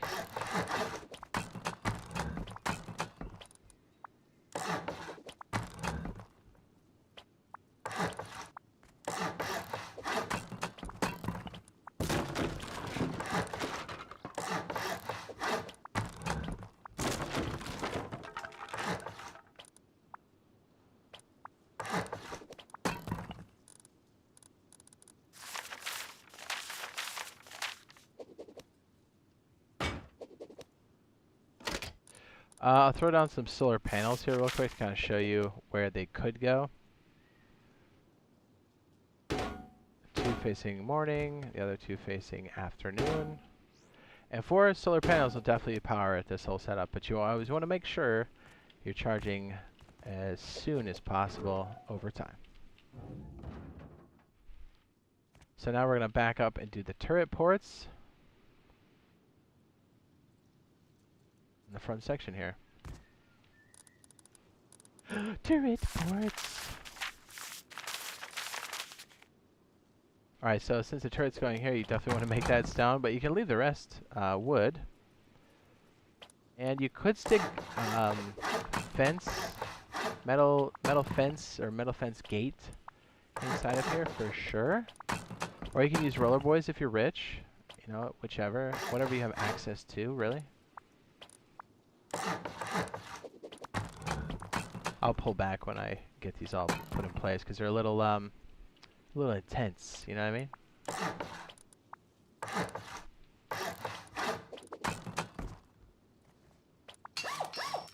Oops. I need to make that metal. Let's not get crazy. We're rich, but we're not that rich. Alright, let me kind of pull back so you guys can see what this looks like.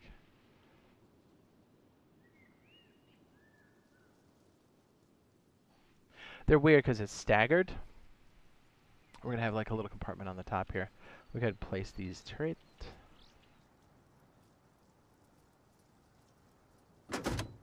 And with electricity, covering your turrets are going to be a thing in some way, shape, or form. Because you can't have them on all the time. It's a luxury. Definitely a luxury. And you don't want to put too many of these wind turbines on top of your base because it's going to draw a lot of attention. But until then, this is really good if there's no electricity because you don't have to worry about any of that.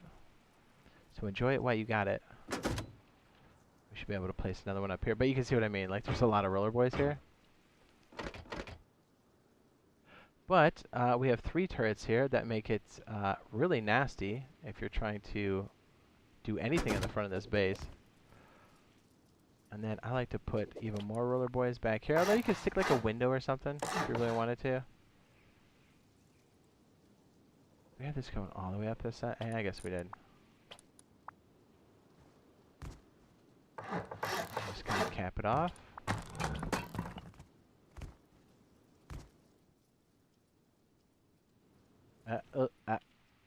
Drop it.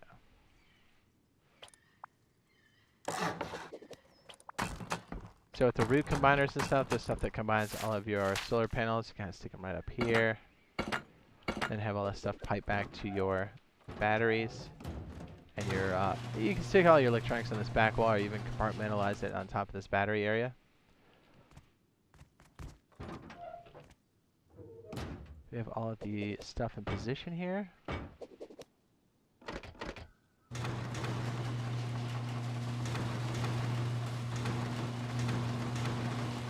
Yeah, you don't have to use those roller doors. You can always use those metal link fence and metal link gate. So there you go. That's the crowbar made for small groups or even big D chads.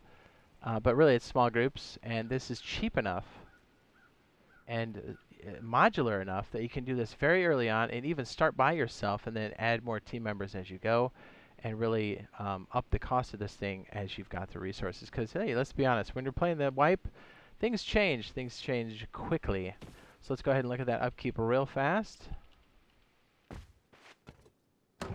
Looking at 4,320 stone, 432 wood, and 1,798 metal fragments for a 3-story beefed out bunker base, the crowbar.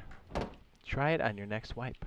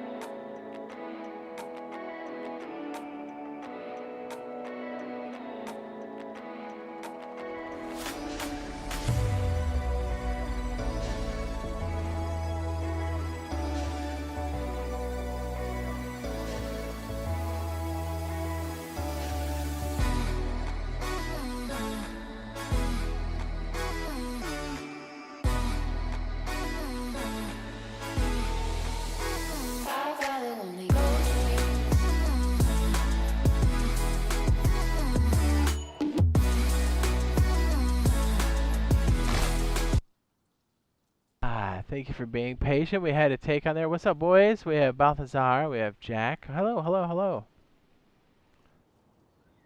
And we have the Big Roar. What's up, guys? We just had to do a take on the crowbar. We might end up doing like 5 more of those or whatever, but I kind of wanted to get through one. It was a bit long, but hey, it is what it is. Hi. Welcome. Very excited for Power Surge, gotta tell you. We've been working on some good stuff. You guys have had excellent questions, as always. Working up some crazy solutions, some basic solutions.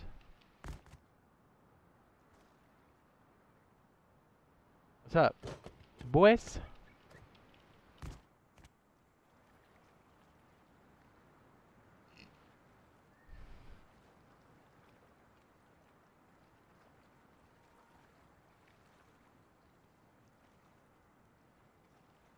Ba-da-ba-ba, ba-da-ba, ba-da-ba. Oh, I'll tell you what. Oh man, we've almost been on for 4 hours. Jeez, it's almost midnight too.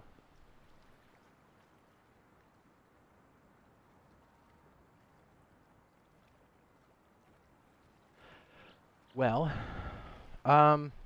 before we get too deep again, we'll probably have to wrap it up here for now. But excellent questions. We'll be doing more of this throughout the coming weeks, as we're waiting for Power Surge. It is, or at least I'm setting my expectations for it to come in sometime in December in PTB. Power Surge Stage 1, December. That's what I'm thinking. It could be earlier, could be later. They could change it on us. We'll let you guys know ASAP. The PTB currently does not have anything Power Surge. It's only that performance patch that needs to be addressed, worked on, and then that gets pushed to main branch. And then after that, then it's open for PTB to receive Power Surge Stage 1. But main branch will not see anything Power Surge until first quarter of 2023. Oh, it's 4 a.m. over there. My goodness. Well, thanks, hey, everybody for hanging out, being a part of the chat, being a part of our community here, and big thanks to everybody that donates, super chats, the members, new and old. Appreciate you guys. Appreciate everybody. And yeah, it's been good stuff. I just wish I could stay on longer, but I gotta have normal people sleep. You know what I mean? What's that like? Pfft. What's normal like? Good stuff, gentlemen. We'll see you again real soon. Love your bush.